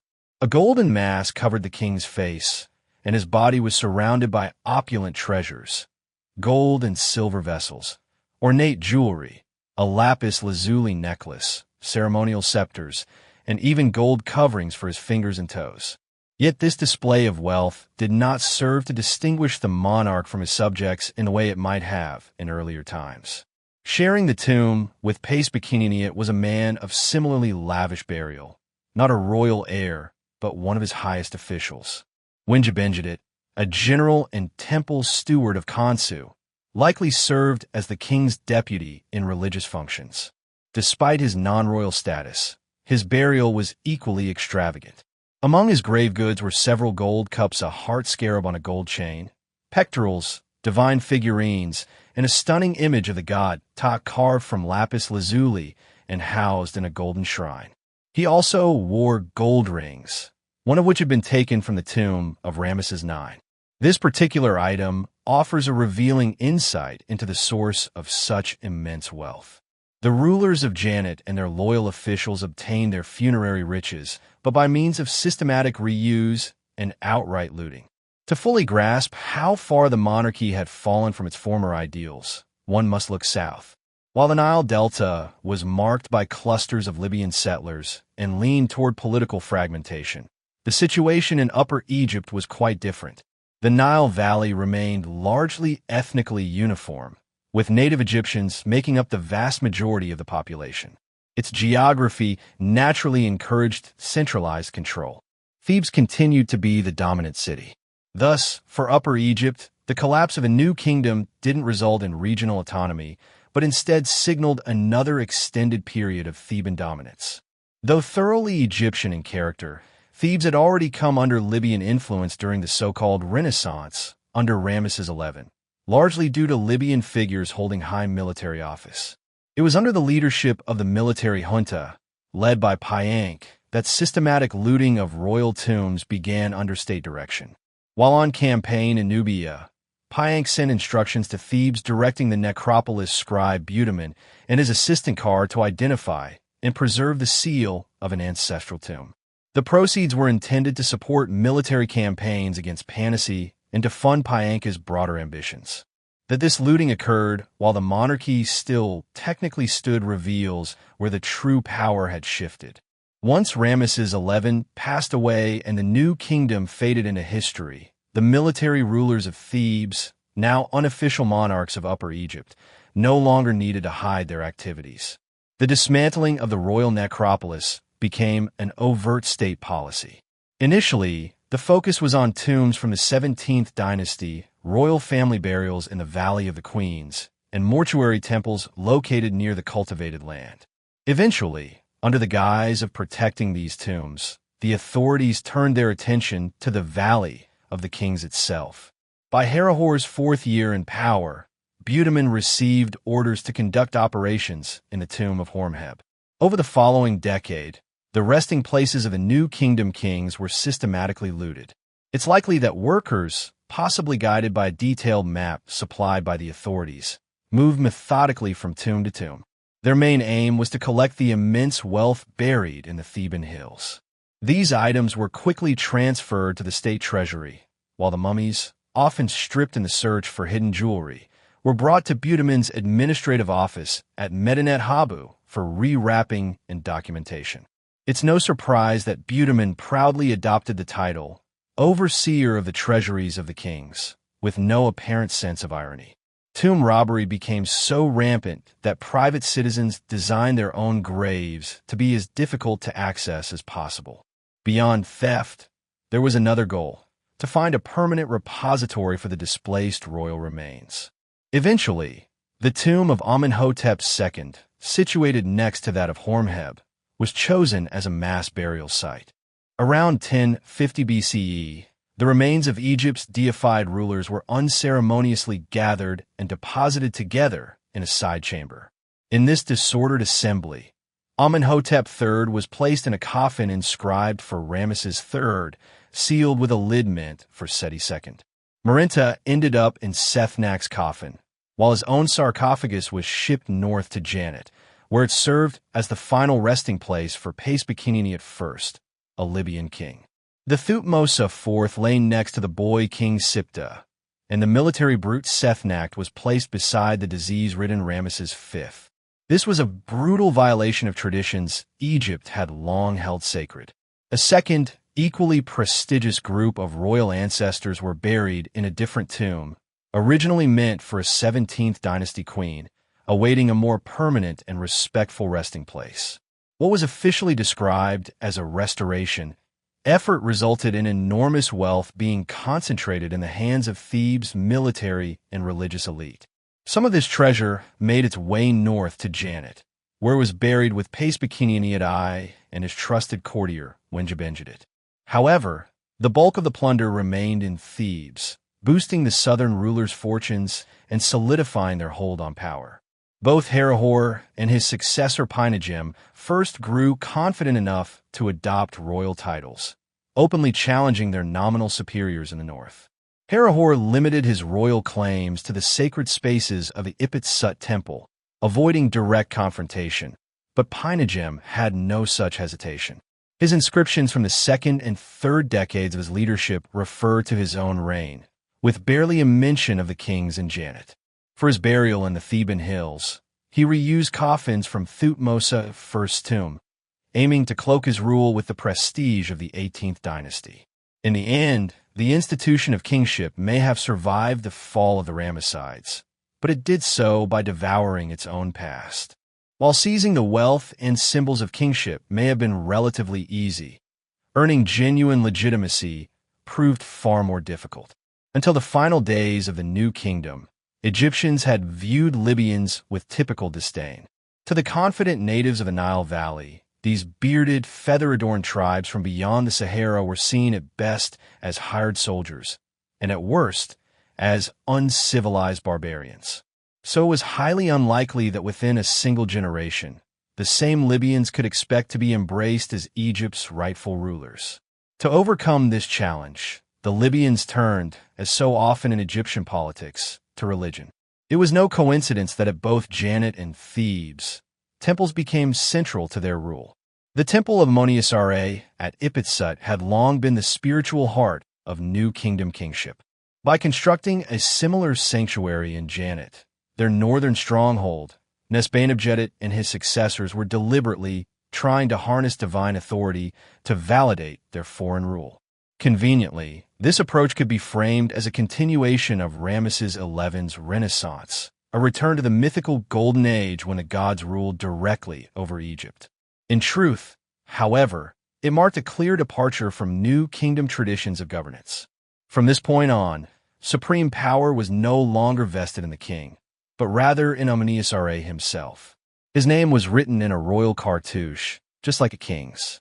He was declared dual king, ruler of the gods, lord of the heavens, the earth, the waters, and the mountains. In temple carvings, Ammonius was sometimes shown in the place of the human ruler while being widely acknowledged as Egypt's true sovereign. Nesbane short-lived successor, Amenemnesu, took this even further by incorporating the phrase, Ammonius is king, into his own name. With the god cast as the supreme monarch, the earthly king was relegated to the role of divine servant. Panehsy at first, ruling from Janet, even styled himself high priest of Ammonius, and included the title within a cartouche as a substitute for a throne name. In Thebes, his half-brother Menkaperra served as high priest of Ammonius as well. This theocratic model of governance proved to be an effective solution to two pressing issues. First, it made it theologically acceptable to have multiple rulers operating simultaneously, since they were all subordinate to the single true king. Second, it made Libyan dominance more acceptable to the Egyptian public, particularly in the south, where religious devotion remained deeply rooted. In practice, the theocracy served as a useful disguise for a fractured and divided monarchy. To sustain this illusion, oracles became an integral part of statecraft. In both Janet and Thebes, Ammonius was said to hold court and issue decrees, mirroring the behavior of human kings. In Thebes, this culminated in a formal ritual known as the Beautiful Festival of the Divine Audience, during which Ammonius' oracle would pronounce on matters of state. The primary beneficiaries of this system, besides the Libyan rulers themselves, were the priests who managed and interpreted the divine will. Living in considerable comfort within the sacred complex of Ipitsut, they ensured their own prosperity while continuing to serve their god. The priests' devotion to wealth proved just as strong as their devotion to the gods, surfacing most clearly during the tenure of Panehsy II. At Ipitsut, tensions erupted into a bitter conflict between two priestly groups centered on control of temple resources.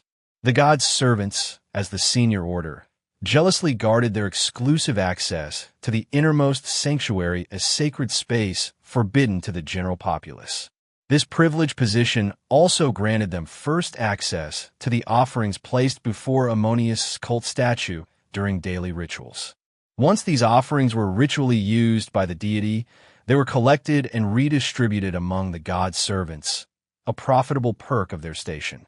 By contrast, the pure ones were barred from entering the sanctuary. Their duties were more peripheral, often confined to the temple's outer areas. One of their key responsibilities was transporting Ammonius' bark shrine during ceremonial processions, both within the temple grounds and through the streets of Thebes. In earlier times, this humble role may have gone unnoticed. But now, in an era when divine oracles played a central role in governance, every subtle motion of the bark was interpreted as divine communication. As the bearers of such symbolic power, these porters became acutely aware that the fate of a nation literally rested on their shoulders. Seizing the opportunity, they began leveraging their influence for material gain. Their push for a greater share of temple wealth brought them into direct conflict with the god-servants, introducing a new political dimension to a centuries-old religious hierarchy. The immense riches controlled by the Ammonian priesthood, particularly in Thebes, were too enticing for the Libyan elite to ignore. They employed every strategy available to secure positions within the temple hierarchy. Women, especially wives and daughters, played a pivotal role in this effort, advancing their family's fortunes by vying for influential priestly offices. Over time, one such position grew so prominent that it even surpassed the high priesthood in status. Although the Theban rulers who followed the Ramesside era styled themselves as high priests of Ammonius and claimed to govern under divine instruction, their actual authority was rooted in military dominance. Their rule was sustained by the force of arms, not religious legitimacy. Herihor and those who succeeded him understood that military power was the surest foundation for control. From the beginning, they bolstered their rule with a network of fortified garrisons spread across Upper Egypt. By the end of Ramesses XI's reign, however, those same forts had been seized by Libyan leaders and repurposed as strategic bases for their own takeover. These strongholds allowed the new rulers to monitor river traffic, quash dissent, and maintain tight control over the region. It's little surprise that the general's regime was able to take root with minimal resistance. Foremost among these forts was Taadje, strategically located on the east bank of the Nile, just south of the Fayum's entrance. It marked the northern boundary of Theban-controlled territory and served as the main residence of the general priests. Tellingly, from Panehsy onward, these military rulers made only occasional appearances in Thebes, usually for religious festivals or major public ceremonies. Instead, they chose the safety of their fortified northern base over their traditional palace within Thebes, likely aware of the deep-seated resentment their regime faced from the conservative southern populace. Tensions that had long simmered in Upper Egypt finally erupted during a moment of vulnerability for the military regime. When Panehsy declared himself king, he appointed his eldest son, Ramesses, as high priest of Ammonius. For many Egyptians, having someone with such an overtly Libyan name in this sacred position was deeply offensive. However, when Ramesses died unexpectedly in 1044 BCE, the people of Thebes seized the opportunity and rose in rebellion. Ramesses' successor, his younger brother Jechkensui, held the high priesthood for only a short time before being ousted. To skeptics, this swift downfall casts serious doubt on the reliability of divine oracles, especially since his name, meaning Khonsu has said he shall live, was undermined by a fate determined not by divine will, but by human unrest. For a brief moment, it seemed as if Upper Egypt might reclaim its autonomy. But the army commanders had no intention of relinquishing control. From the safety of their stronghold at Taadje, Panehsy acted swiftly, appointing his third son, Menkaperra, as the new high priest and dispatching him south in bravery and strength to pacify the land and subdue its foe. With the full support of the military, Menkaperra crushed the revolt and reasserted his family's dominance over Thebes. The leaders of the uprising were captured and exiled to the western desert oases. Their death sentences were commuted to internal banishment. Only after several years, once resistance had been thoroughly extinguished, were the exiles permitted to return. Still, Menkaperra retained the authority to execute anyone who threatened his life in the future. To reinforce his power and send a clear message, he ordered a new network of fortresses to be constructed closer to Thebes on both banks of the Nile. Like the Norman castles that later dominated England, these Libyan-built strongholds loomed over the Nile Valley as constant reminders of foreign rule. Across the country, even civilian towns were increasingly fortified. The Egyptians, feeling alienated and fearful in their own land, began enclosing themselves behind high walls. In the final years of Ramesses XI's reign, General Panehsy posed a pointed rhetorical question in a letter home. Who does Pharaoh still reign over? The question itself revealed the answer. Royal authority was in rapid decline, and the traditional structure of pharaonic rule was on the verge of a dramatic transformation. The formal split between the northern kings based in Janet and their southern counterparts only further eroded the monarchy's prestige. Panehsy's prolonged conflict with Panehsy, the viceroy of Kush, failed to reclaim Nubia for Egypt. With access to the vital gold mines and the trade routes of sub-Saharan Africa cut off, Egypt's economy began to falter. Meanwhile, the loss of colonies in the Near East dealt another blow to the state's finances and diminished its influence in Mediterranean trade. Even if Herihor and Nesbane had the ability to mobilize the country's workforce as in earlier times, the depleted treasury left no room for ambitious building schemes. The best they could manage was to dismantle the ruins of Ramesses and reuse the stone to build their ceremonial city. Unlike their new kingdom predecessors, most of these rulers didn't even bother to inscribe their accomplishments at Thebes. Herihor's military regime could have attempted to reclaim lost prestige by launching foreign campaigns in the traditional pharaonic style. But Nubia lay too far to the south and was too dangerous, while the Near East was beyond reach, lying behind the northern kingdom's territory. More crucially, the military was preoccupied with maintaining order within Egypt itself, leaving neither the time nor inclination for overseas ventures. Nothing reflects Egypt's plummeting status on the world stage more vividly than the report of Amun, a narrative written during the early part of Herihor's rule. Whether the account is factual or fictional, it underscores Egypt's weakened position by highlighting the humiliation suffered by its envoys abroad. According to the report, Amun, a senior priest from the Ipit Sut temple, was dispatched in 1065 BCE to Kebni to procure cedar wood for Ammonius Array's bark shrine. For 2,000 years, the forests of Lebanon had supplied Egypt with cedar, and such missions had once been routine. After paying his respects to King Nesbane and Queen Tinemen in Janet, Amun set sail for Kebni, following the same coastal route taken by many Egyptian expeditions before him. However, upon arriving in the harbor of Dor in southern Palestine, Amun was robbed. His appeal to the local ruler for compensation was ignored, leaving him stranded for 9 days before he could continue his journey. Entire, desperate, and out of options, he resorted to theft himself, stealing from a vessel owned by the Checker. Ironically, a group that had invaded Egypt alongside other sea peoples a century earlier during Ramesses III's reign. After fleeing at dawn to escape punishment, Amun reached Kebni, only to be denied entry to the port by the local ruler. In this new political climate of the 11th century BCE, an Egyptian envoy without gifts or credentials was no more welcome than any other stranger. The situation was deeply humiliating, both for Amun and the regime that had sent him. He had to endure nearly a month of waiting for funds to be sent from Egypt, all while suffering the mockery of the Kebni ruler. When the payment finally arrived, he received the timber but narrowly escaped arrest for his earlier theft, as the Checker had caught up with him. He fled once again, this time to Cyprus.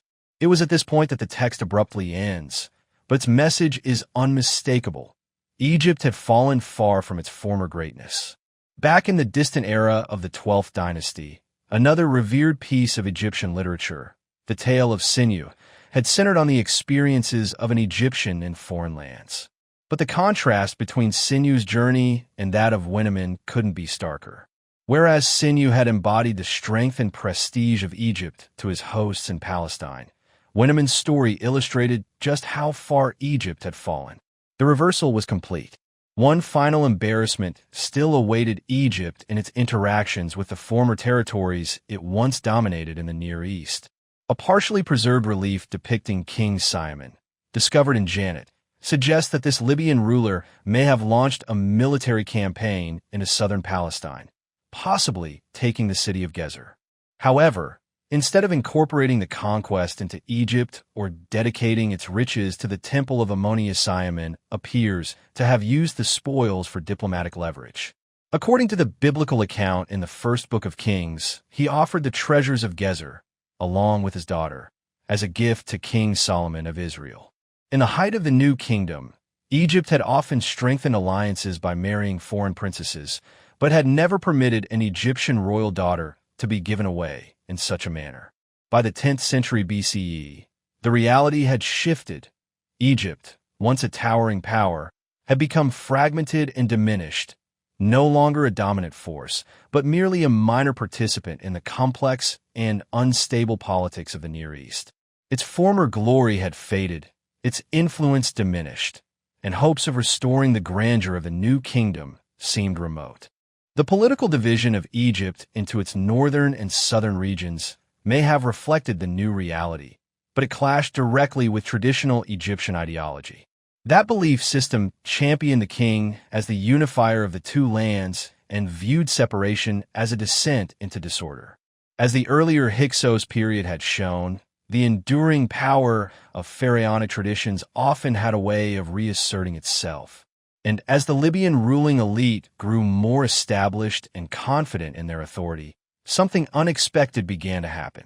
This shift was first visible in Thebes, the stronghold of pharaonic orthodoxy. After Panehsy's first period of rule, later high priests abandoned the practice of taking royal titles. Instead, they began dating their monuments according to the reigns of the recognized kings in Jannet. Figures like Menkaperra, Nesbanebjet II, and Panehsy II remained just as authoritative as those before them, but they were now willing to acknowledge the supremacy of a single sovereign ruler. This seemingly minor change marked a significant evolution in political thinking. That unification began to materialize in the mid-10th century BCE. Toward the end of Panehsy II's reign, authority in Thebes was delegated to a dynamic and ambitious Libyan leader from Bast named Shoshenq. Holding the title of Great Chief of Chiefs, Shoshenq emerged as a dominant figure in the royal court. His political savvy was further demonstrated by marrying his son to Panehsy's eldest daughter, cementing ties with the royal family. When Panehsy died, Shoshenq was in a prime position to seize the throne. Shoshenq's rise marked more than the beginning of Egypt's 22nd dynasty. From the start, Shoshenq first sought to consolidate control, restore the authority of the monarchy, and return Egypt to a form of centralized government reminiscent of the New Kingdom. Breaking from recent precedent, he discontinued the routine use of divine oracles in state affairs. For Shoshenq, the king's word was law, and he had no need for divine mediation. Only in distant Nubia, at the Grand Temple of Ramesses III in Napata, did the institution of the oracle continue to thrive. Though his name and heritage were Libyan, Shoshenq first held undisputed authority over all of Egypt. He also had a shrewd strategy for maintaining control over Upper Egypt and curbing the region's drift toward autonomy. By installing his own son as both high priest of Ammonius and military commander in Thebes, he secured unwavering loyalty from the south. Other loyalists and royal relatives were strategically placed in key roles across the land, while local elites were encouraged to marry into the royal line. When the third prophet of Ammonius took Shoshenq's daughter as his wife, the king could be confident that the Theban priesthood was firmly under his influence. In many ways, Egypt was once again operating as it had in the glory days of old. To assert his newly consolidated authority, Shoshenq turned to the royal archives and embraced the duties traditionally expected of an Egyptian pharaoh. He ordered the reopening of stone quarries and worked with his architects to design grand building projects. Even as he authorized further removals of new kingdom monarchs from their tombs in the Valley of the Kings, he was careful to present himself as a devout ruler, keen to make generous contributions to Egypt's revered temples. For the first time in over 100 years, intricate reliefs were carved on temple walls to celebrate a ruler's deeds. Still, amid the religious patronage and the resurgence of royal iconography, Shoshenq recognized that something essential was missing. In past eras, no true pharaoh would have stood by while Egypt's influence on the global stage diminished. The great monarchs of a new kingdom had been warriors as well as rulers, always ready to protect Egyptian interests and expand its frontiers. The time had come to revive that spirit. It was time to remind the Near East that Egypt remained a power to be reckoned with. An incident at the border in 925 BCE provided the perfect pretext. With a formidable army composed of Libyan fighters and traditional Nubian mercenaries, Shoshenq departed from his Delta capital to reassert Egypt's dominance. According to ancient sources, there were also deeper political motives at play. Whatever the backdrop, once Egyptian forces crushed Semitic tribes that had encroached on the Bitter Lakes region, the campaign moved decisively to Gaza, long the launching point for expeditions into the broader Near East. After taking the city, Shoshenq divided his army into 4 divisions, an echo of Ramesses II's famous battle formations at Kadesh. One unit pushed southeast into the Negev to seize the fortress of Shirvan. Another advanced eastward toward Beersheba and Arad. A third marched northeast toward Hebron and Judah's fortified hill towns. Meanwhile, the main body, led by Shoshenq himself, followed the coastal route before turning inland to attack Judah from the north. Biblical accounts describe him as capturing Judah's fortified cities and reaching the gates of Jerusalem. Though the city itself does not appear in the victory list Shoshenq had engraved at the temple of Ipit-Sut, it's plausible he extracted tribute without launching a full-scale assault. The complaint that he took away the treasures of the house of the Lord and the king's palace. He took everything, may well reflect historical reality. With Judah subdued, the Egyptian campaign pressed on. The next target was the fragmented kingdom of Israel, with Shechem falling in their path. Other familiar names from Egypt's imperial past reappeared: Beth-Shan, once a strategic base for Ramesses II, Tanakh, and Megiddo, where Thutmose III had won his legendary victory centuries before. Determined to immortalize his own conquests, Shoshenq commissioned a commemorative inscription at the fortress of Megiddo. His campaign then wound southward again, passing through Aruna and Yeum to Gaza, the border crossing at Raphia, along the ways of Horus, and finally home to Egypt. Once back on native soil, Shoshenq fulfilled his royal obligations by initiating a major expansion of the temple at Ipit-Sut.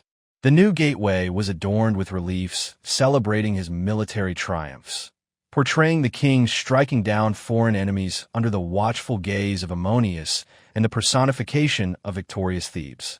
But if this campaign was intended to herald a revival of Egyptian greatness, the results were ultimately disappointing. Before construction at Ipit-Sut could be completed, Shoshenq first died unexpectedly. Deprived of his leadership, the building efforts were abruptly halted and the temples fell silent. His successors failed to continue his vision, reverting instead to a passive and limited style of governance.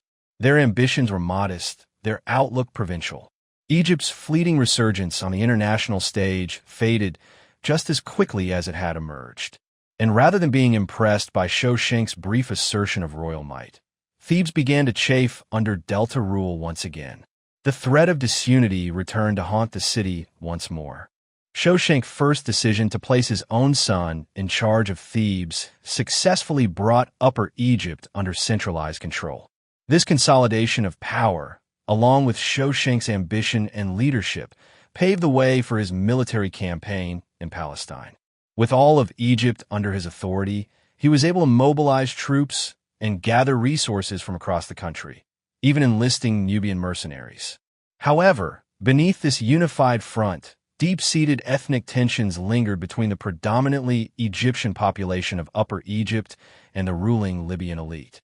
The geographical and cultural divide between the southern city of Thebes and the Libyan capital, Janat, only widened the gap.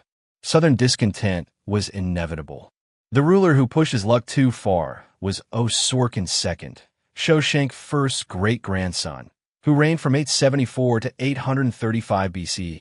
During his lengthy rule, he focused much of his attention on his hometown, Bast, particularly its main temple dedicated to the cat goddess Batet. Among his grandest projects was a festival hall built to commemorate 30 years on the throne. Positioned at the temple's entrance, it was adorned with scenes of jubilation and royal rites that echoed the earliest traditions of Egypt. Architecturally, it followed the classic pharaonic style and rivaled the splendor of New Kingdom monuments. However, its placement in the remote central delta, far from the spiritual heart of Thebes, revealed Osorkon's provincial roots. His devotion to Bast continued with the construction of another temple in the city, this time honoring Mahes, the lion-headed son of Batet. But instead of earning admiration from the people of Thebes, his religious efforts were met with disdain. Eventually, the discontent in Upper Egypt reached a tipping point. The Thebans, eager for autonomy, began to rally behind a leader who could champion their cause. Naturally, their eyes turned to Ramesses, the high priest of Ammonius. Though he was only a second cousin to Osorkon II, his position carried immense symbolic power. As the spiritual and political leader of the Ammonius priesthood, Ramesses embodied the economic and political influence of both the great temple of Ipitsut and the wider southern region. Responding to public sentiment, Ramesses eventually claimed the royal title and declared himself king in Thebes midway through Osorkon II's reign. This was not unprecedented. 2 centuries earlier, other high priests had assumed royal status and ruled the south as an alternate dynasty, still connected by blood to the main ruling house in the north. Clearly, Ramesses and his supporters had taken note of history. Thebes' declaration of independence marked the collapse of Shoshenq I's once unified kingdom and the end of his dream of a superpower. It signaled a return to the fragmented political landscape that followed the Ramesside era. Yet, Osorkon II appeared untroubled by this development. To him, decentralization was not a crisis, but a respected custom. He was willing to accept breakaway rulers, so long as they were family. After all, keeping leadership within the clan was the Libyan way. In reality, Ramesses' independent rule was brief and largely symbolic.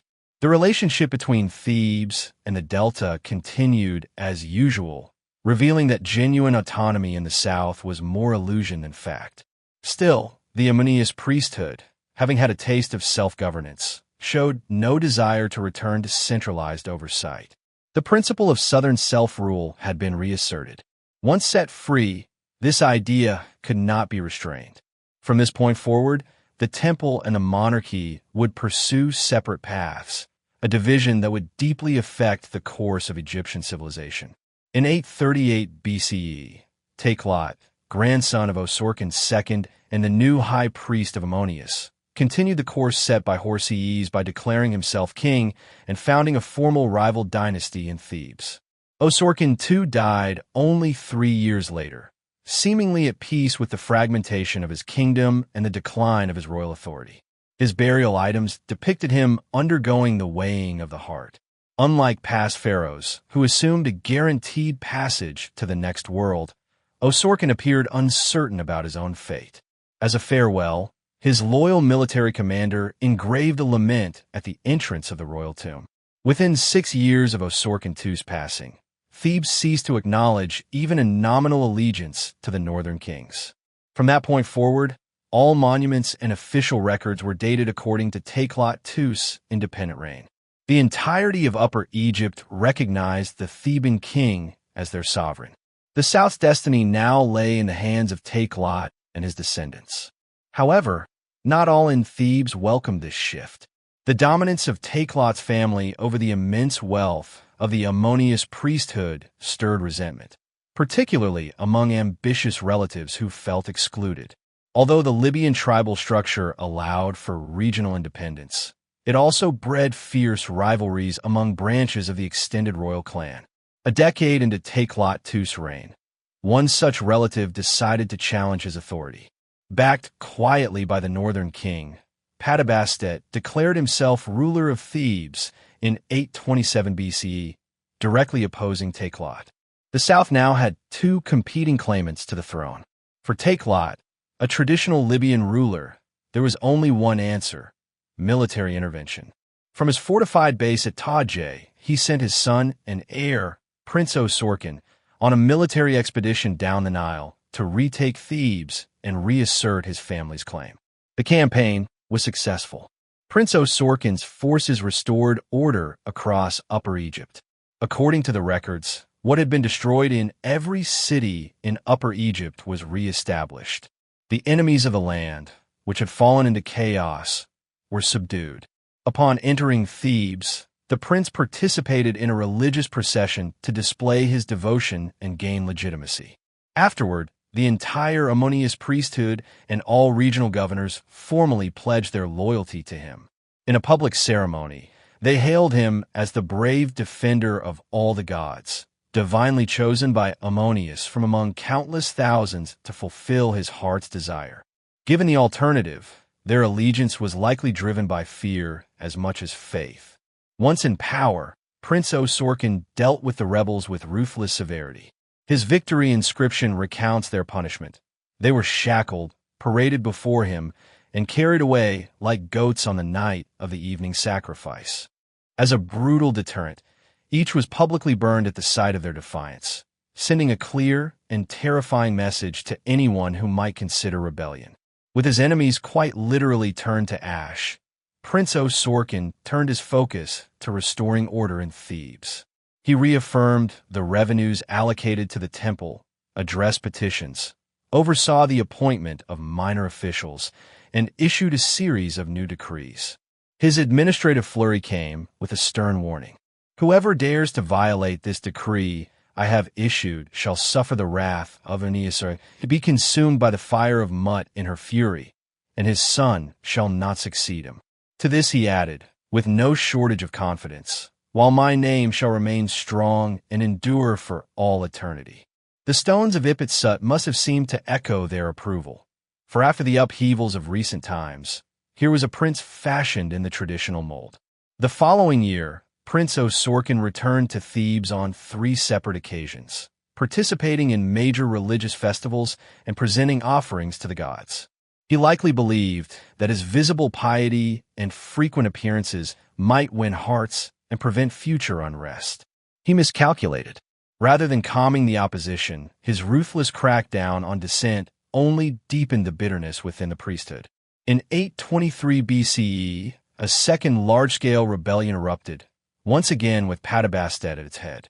This great convulsion plunged the region into civil conflict, dividing families and officials along political lines. This time, Panehsy emerged victorious, having secured the backing of high-ranking Theban authorities.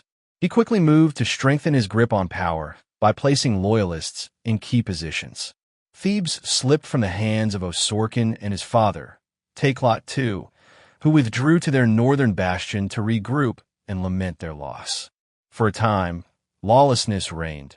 Years passed during which men preyed upon one another without resistance. Yet if recent history revealed anything, it was that Theban loyalty was fragile and easily swayed. Roughly a decade later, Prince Osorkon returned to Thebes, this time reinstated as high priest of Ammonius. His return was met with fawning praise. "We rejoice because of you. You have no enemies, for they no longer exist." But the words rang hollow. Panehsy had not disappeared, and the death of Takelot II soon after only served to bolster the rival faction. A third uprising in 810 BCE saw Panehsy retake Thebes, but by 806, Osorkon had returned once more, making grand offerings to the gods. Just a year later, the tide turned again, with Panehsy back in control. This latest defeat proved more damaging, and Osorkon was forced to retreat yet again to the fortified crag of Ammonius, weighing his next move. Panehsy's death in 802 reshuffled the political landscape. His successor lacked the same tenacity, and by 796, nearly 10 years after his last expulsion, Prince Osorkon made a determined return to Thebes. This time he was prepared.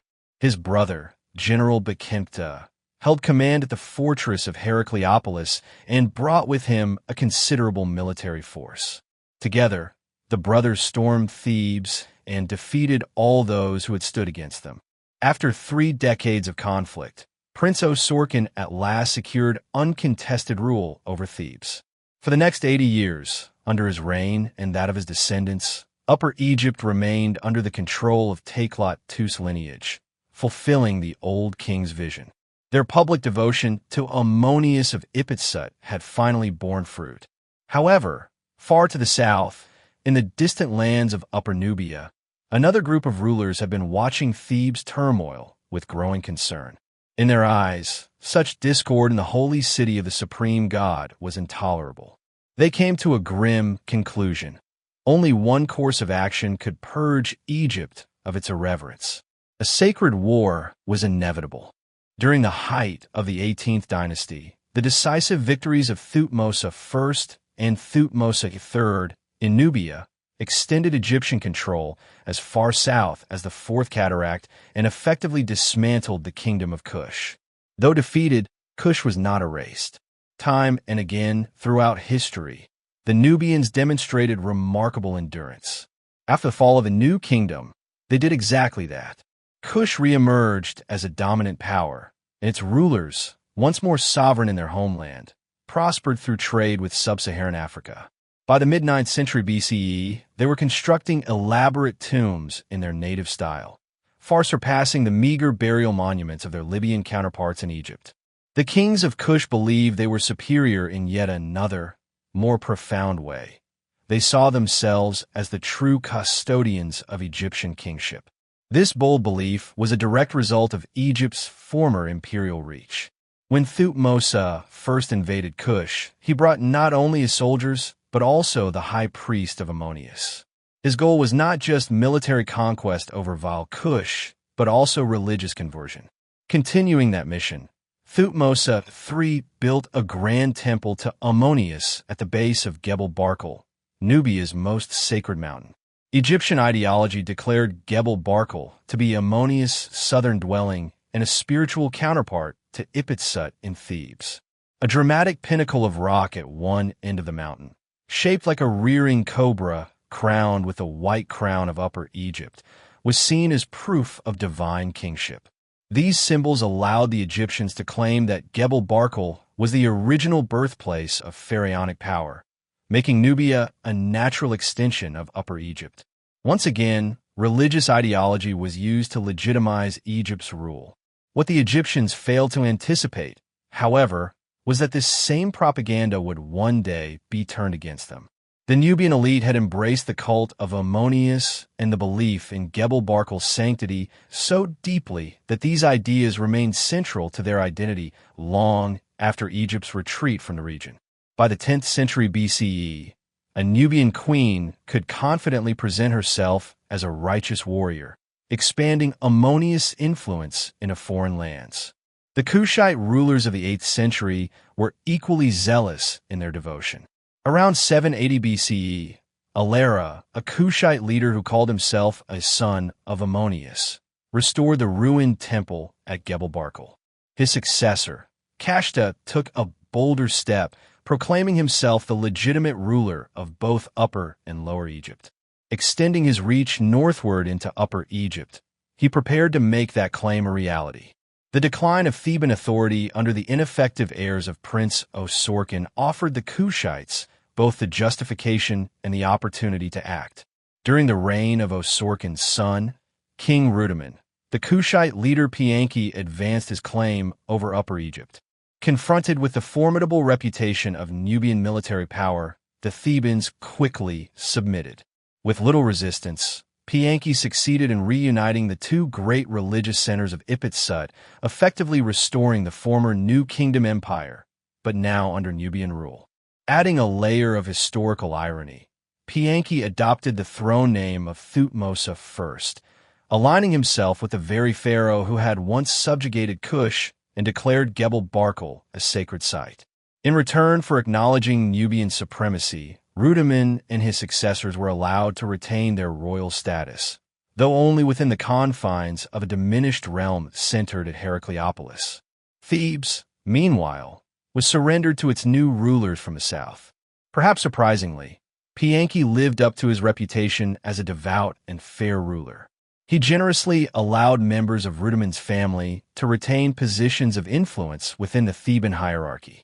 Among them, the most prominent was Shepenwepet, Rudaman's half-sister. As the god's wife of Ammonius, she held the highest-ranking female role in the Ammonius priesthood, on par with the high priest in terms of ceremonial importance.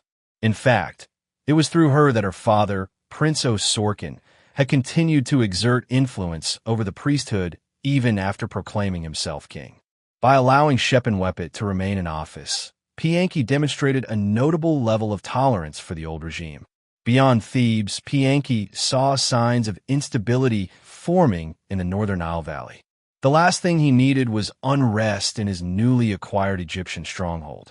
Maintaining a careful balance of power in Thebes was a smart move, especially with greater conflicts looming on the horizon. Those conflicts weren't long in arriving. In the 70 years since Prince Osorkon had re-established control over Thebes, Egypt had descended into unprecedented political chaos. The Libyan tradition of multiple parallel dynasties had spiraled out of control. In Upper Egypt alone, aside from Panehsy himself, 2 other kings remained in power. Both rulers had managed to reach uneasy compromises with Panehsy that allowed them to keep their thrones, though with diminished authority. Lower Egypt, meanwhile, was in even greater disarray. The direct descendants of Shoshenq I were confined to their ancestral seat in Bast, while other areas of the delta were ruled by a confusing mix of petty kings and local leaders. Tarimu had its own king, Iapet II, and other towns were controlled by a patchwork of tribal chiefs of the Ma, hereditary nobles, and regional governors. Panehsy referred to them all dismissively as the feather-wearing chiefs of Lower Egypt. He clearly saw through the absurdity of so many self-styled dual kings, choosing instead to reserve that prestigious title for himself and reducing his rivals to mere kings in his own records. Among these many contenders, one stood out as a genuine threat.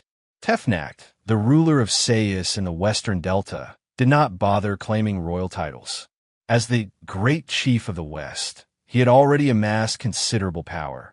By 740 BCE, he had seized Perwajet, Buto, and over the next 10 years, expanded his influence across much of the western delta, incorporating more provinces into his growing domain. Unlike the ceremonial kings around him, Tefnacht wielded real authority. In late 739 BCE, while Panehsy was seated in his palace at Napata beneath the sacred cliffs of Gebel Barkal, a storm began to break. A messenger was ushered through pillared corridors, past guards stationed in the waiting chamber, and finally into the royal hall to deliver the grim news. Tefnacht has taken control of the entire western region, reaching as far south as Ichtai. The situation quickly worsened. The leader of Sais was now marching south with a formidable army. Cities along both sides of Nile were surrendering without resistance. Heracleopolis was under siege, and Egyptian officials were defecting en masse, described as rushing to his side like dogs at his heels. Tefnacht's momentum seemed unstoppable. To make matters worse, Nimlet, the Libyan king of Amun, had renounced his alliance with the Kushites and joined the rebellion. The time for patience had passed. Panehsy was left with no choice but to respond. He had to defend Thebes and its sacred temples from the advancing threat of these impious invaders. Devout and determined in equal parts, Panehsy responded swiftly and without hesitation. The Kushite forces already stationed in Egypt were ordered to advance, confront the enemy, surround them, and take them captive.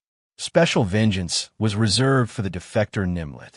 Meanwhile, Panehsy summoned the main army from Nubia and sent them forth with a sacred purpose. Ammonius, the god, commands this. Their mission was not merely military. Before continuing their march north, Panehsy instructed them to follow a strict spiritual protocol.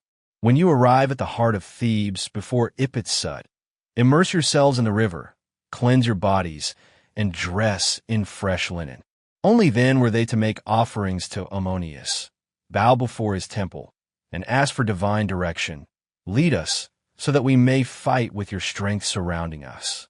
The Nubian soldiers carried out Panehsy's instructions exactly, then moved on to confront their enemies.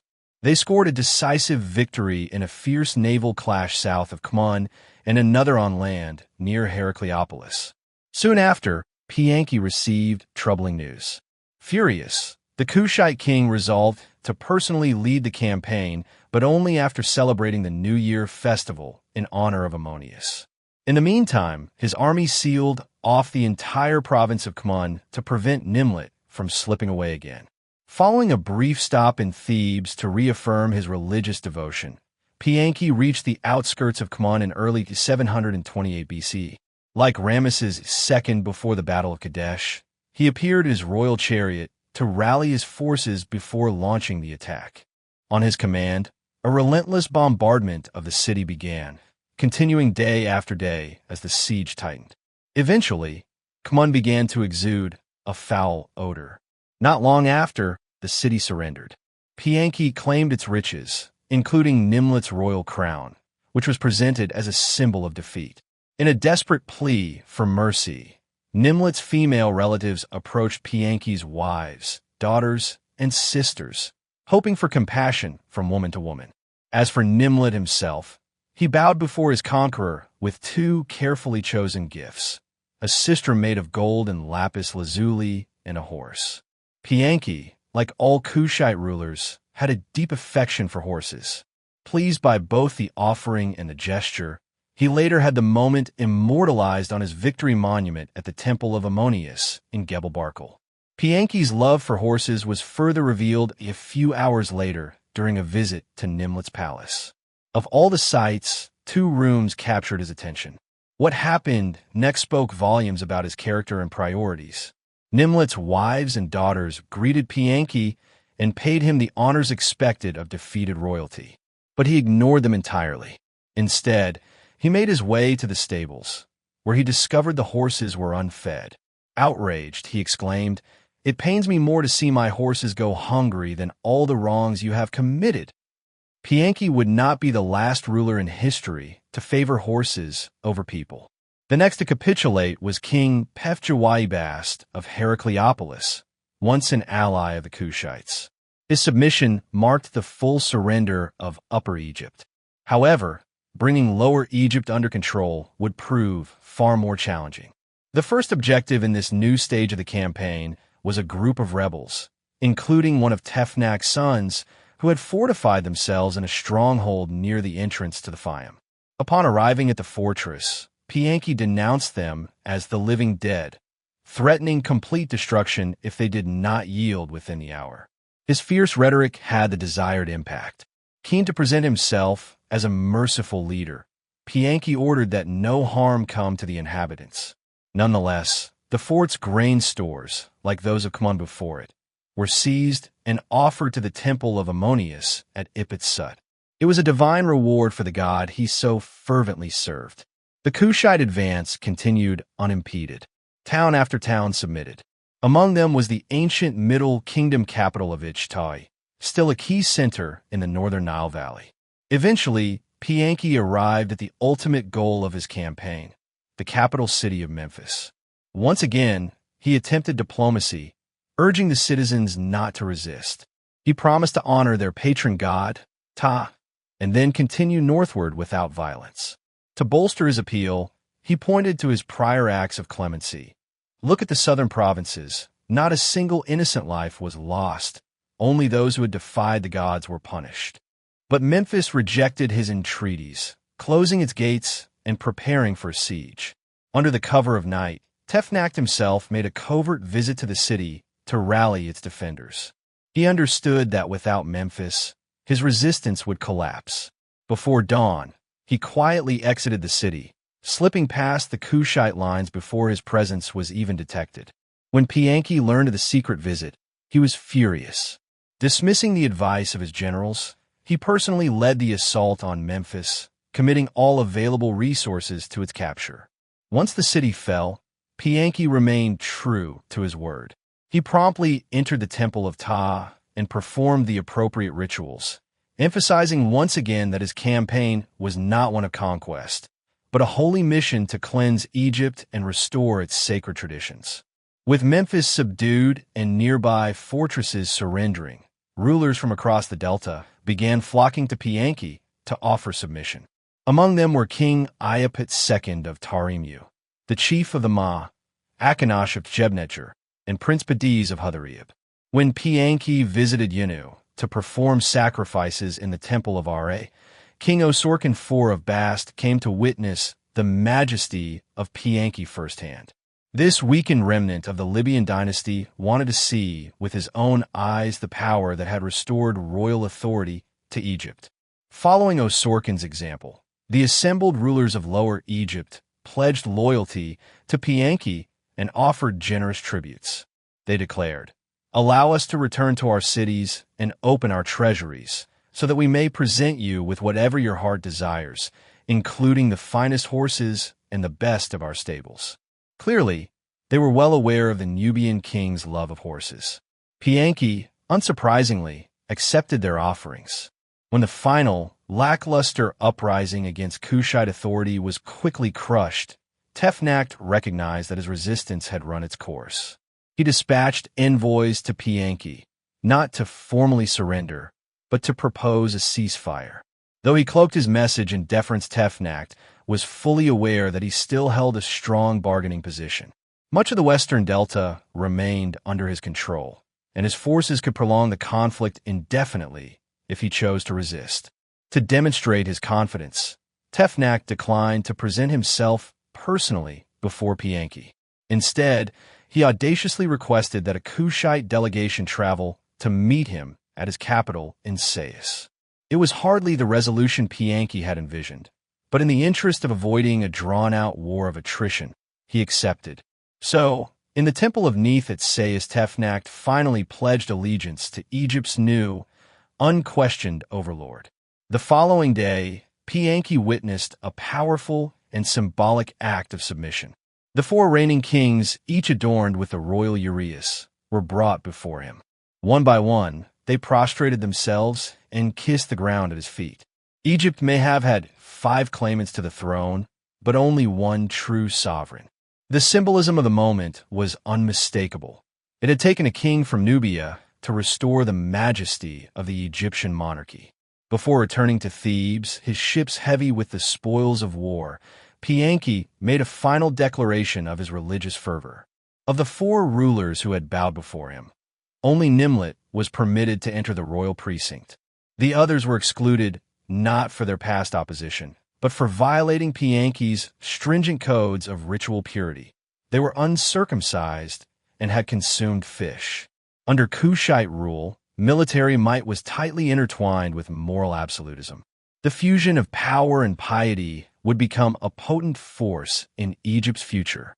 After thoroughly defeating all opposition and asserting Kushite supremacy across Egypt, Panehsy might have basked in his triumph and relished the full honors of pharaonic rule. Yet, true to his Nubian roots, he remained unwaveringly loyal to his homeland. Following his victorious campaign in 728 BCE, Panehsy turned southward, making a brief stop in Thebes to appoint his daughter as the future god's wife of Ammonius. This strategic move ensured the continued presence of Kushite authority in the city sacred to Ammonius. Having paid his respects to the deity, Panehsy and his entourage resumed their journey. 4 days of sailing brought them to Abu, the southern border of Egypt, and within a month, they were safely back in Napata, nestled beneath the massive silhouette of Gebel Barkal. Resettled in his expansive palace, Panehsy ruled for another 12 prosperous years, a time of abundance for Kush. Yet he never again set foot in Egypt.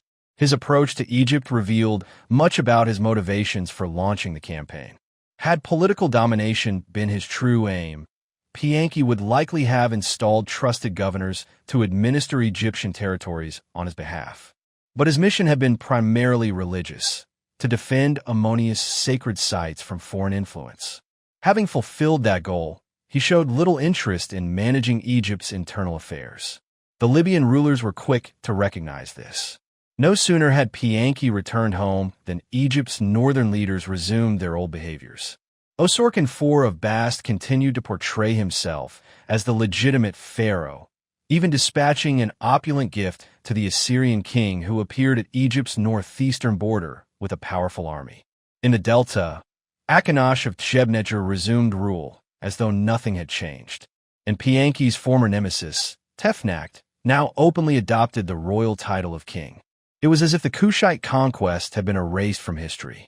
Tefnakht's earlier refusal to personally bow before Panehsy had, in hindsight, foretold the region's future defiance. His domain remained a dominant force in the Delta's shifting political landscape, as he continued efforts to expand his reach across Lower Egypt.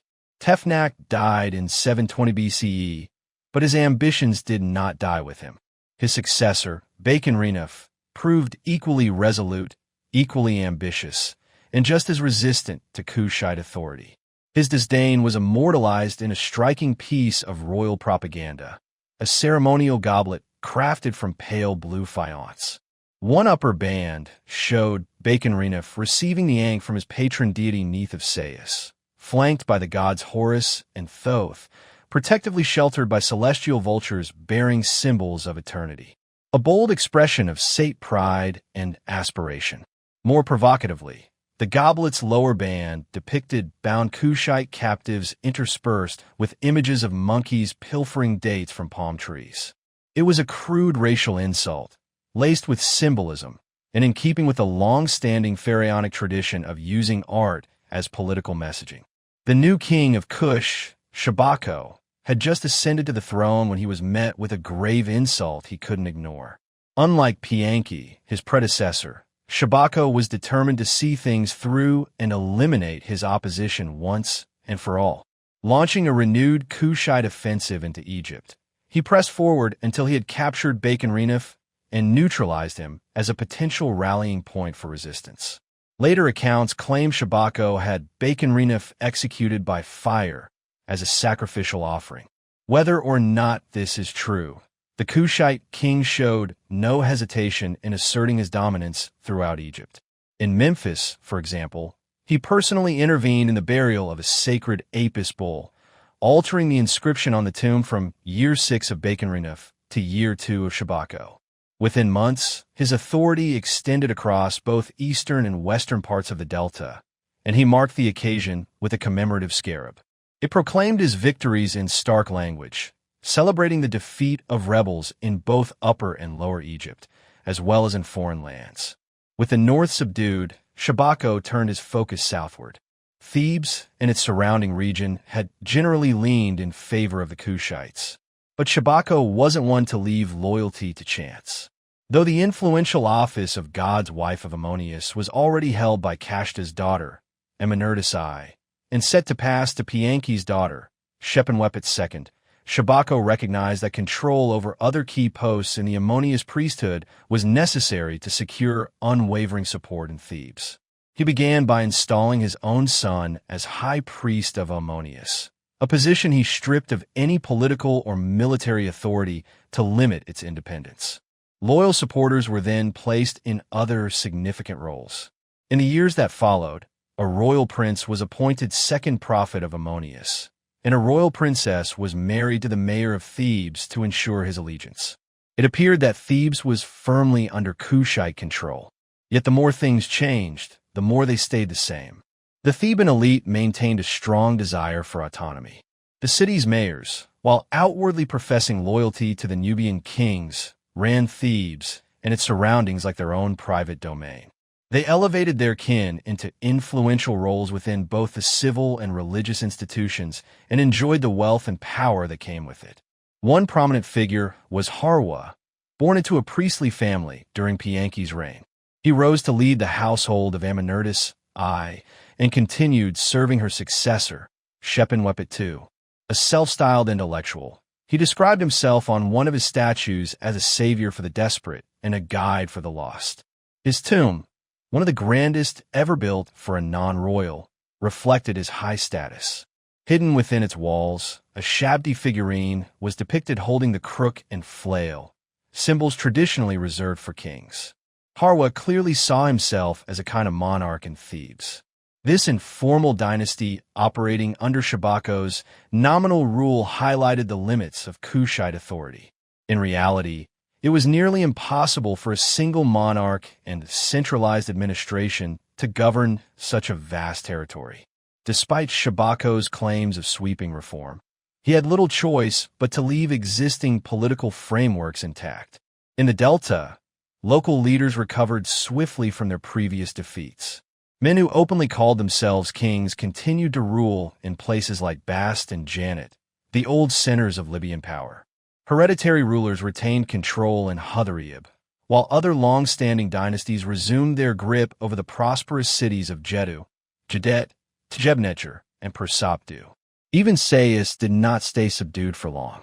Following Baconrinif's grim fate, a new power emerged in the form of Nekau, who quickly began adopting royal titles of his own. Beneath the surface of a supposedly unified monarchy, the fragmented political landscape Panehsy had encountered in 728 BCE remained largely unchanged. This wasn't merely history repeating itself. In another significant way, the Kushite monarchy marked a return to Egypt's ancient traditions. Deeply devoted to Ammonius, Panehsy and his successors considered it their sacred duty to restore Egypt's cultural integrity. Their spiritual mission went beyond reviving Ammonius worship. It also aimed to re-establish Egypt's traditional values and practices. With strong backing from the royal court, artists and priests began to draw inspiration from earlier dynasties, resurrecting and reimagining elements from Egypt's classical past. This reverence for antiquity quickly permeated all aspects of cultural life. Shabako set the tone by adopting the throne name of Pepi II, evoking the grandeur of the Old Kingdom. His successor took it a step further, reviving a royal title last used by the 5th dynasty king Isisi.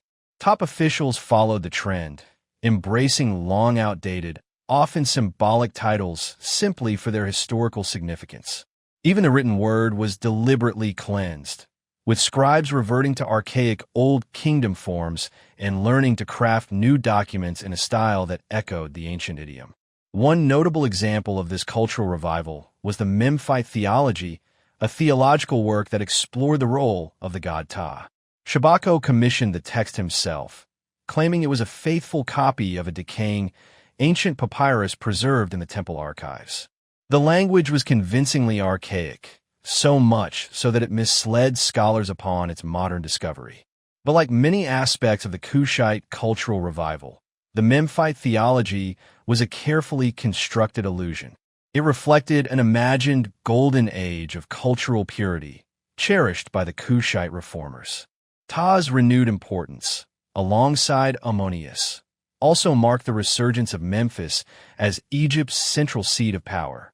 This echoed its former role as the capital before Egypt's fragmentation following the last Ramesside king.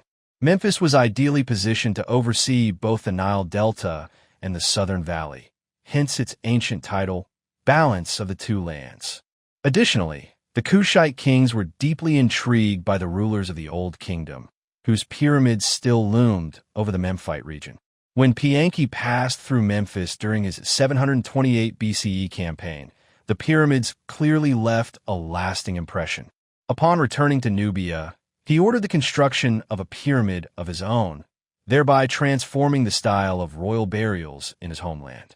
His tomb embraced many traditional Egyptian features: New Kingdom-style shabby figurines, passages from the Book of the Coming Forth by Day, and selections from the pyramid texts. Yet, even in his burial, Panehsy maintained a distinctly Nubian identity. Alongside these Egyptian symbols, he made space in his tomb for a team of horses. This fusion of Egyptian and Kushite elements brought a fresh vitality to the artistic expression of the time, breathing new life into the royal workshops. In sculpture, artists deliberately revived the proportions of the Old Kingdom, favoring a stocky, muscular portrayal of male figures that resonated with the Kushite ruler's self-image. The close-fitting cap crown, commonly worn by Kushite kings, was likely chosen for its ancient origins. At the same time, certain distinctly Nubian traits became unmistakable in royal portraiture. These artworks, both magnificent and conflicted, mirrored the central paradox of Kushite rule. Although these kings from Upper Nubia went to great lengths to appear as authentically Egyptian as possible, they remained outsiders, shaped by a deeply different African heritage. The result was a cultural blend that was not always entirely harmonious. Kushite dominance reached its uneasy peak during the reign of Panehsy's son, Taharko. He maintained the archaizing trend of his predecessors, constructing a Nubian pyramid modeled on those of the Old Kingdom, while designing its inner chambers in imitation of the New Kingdom's Osirian tomb at Abydos. In his pursuit to revive Egypt's golden age, Taharqa launched widespread temple restoration projects, from distant Meroe in the southern reaches of Nubia to Janet in the northeast delta. Among these initiatives, the restoration of the temple at Gemphiton seemed to hold special importance for Taharqa.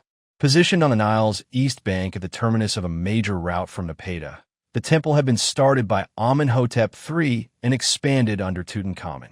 For the Kushites, Gemphiton represented everything they sought to reclaim. Taharqa not only re-established its endowments, but also brought in Memphis's finest artisans to embellish the site. Their experience with Old Kingdom funerary architecture clearly left its mark on the project, likely in line with Taharqa's vision. One notable example is a relief of the king depicted as a sphinx trampling Libyan enemies.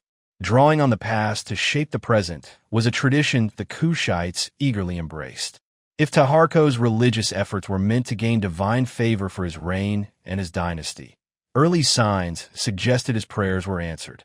In the 6th year of his rule, after petitioning the gods for a bountiful flood, Nubia received unexpected rainfall, drenching the hills and raising the Nile's water steadily. At Karnak, the river swelled to an exceptional height of 21 cubits. Even more remarkable were the benefits that followed. The fields flourished, vermin and snakes were wiped out, locusts failed to descend, and the usual dry southern winds did not spoil the harvest. So moved was Taharqa by these for perfect wonders that he had them immortalized in inscriptions at both Gemphiton and Janet. To commemorate this extraordinary event, Taharqa's mother made the long journey from Napata to Egypt, marking her first visit since he had taken the throne. The reunion carried deep emotional weight for the king. "I left her as a young man of 20 when I traveled with His Majesty Shabako to Lower Egypt. And now, after all these years, she sails north to see me." In that moment, the usually formal barrier between sovereign and subject gave way to a rare glimpse of personal affection and familial devotion. Taharqa, having inherited the warrior spirit of his Kushite ancestors, mourned Egypt's diminished stature on the international stage. Determined to correct this decline, he knew that re-establishing Egypt's former glory required a strong, well-trained army capable of projecting power beyond its borders, as it once had. To this end, the king and his military devoted significant effort to building physical endurance, with long-distance running serving as a cornerstone of their training regimen. In one remarkable instance, Taharqa personally mounted his horse to observe his troops in action. He joined them during a nighttime drill across the desert behind Memphis, starting at the 9th hour of the night. They reached the shores of the Great Lake by sunrise and returned to the royal residence by the 3rd hour of the day, covering close to 60 miles in just 6 hours. This feat demonstrated the soldiers' extraordinary stamina and discipline. Their rigorous preparation soon bore fruit. A campaign against Libya yielded considerable spoils, which were presented at Karnak. This victory was followed by a string of military operations in Palestine and Lebanon, allowing Taharqa to push Egypt's influence along the Mediterranean coast as far north as Kebni. While his accomplishments did not rival the expansive conquests of the great warrior pharaohs of the New Kingdom, they marked a significant and promising resurgence. However, the dream of fully reviving Egypt's imperial dominance was ultimately out of reach. Taharqa's aspirations collided with those of another powerful ruler in the region. Originating from its core along the Tigris River, the Assyrian kingdom first took note of its Nile-based counterpart during the early 15th century BCE. After Thutmose first began Egypt's imperial expansion into the Near East, the two powers maintained a cautious relationship. Assyria sent tribute to Thutmose III after the Battle of Megiddo and later kept formal ties with Akhenaten's court.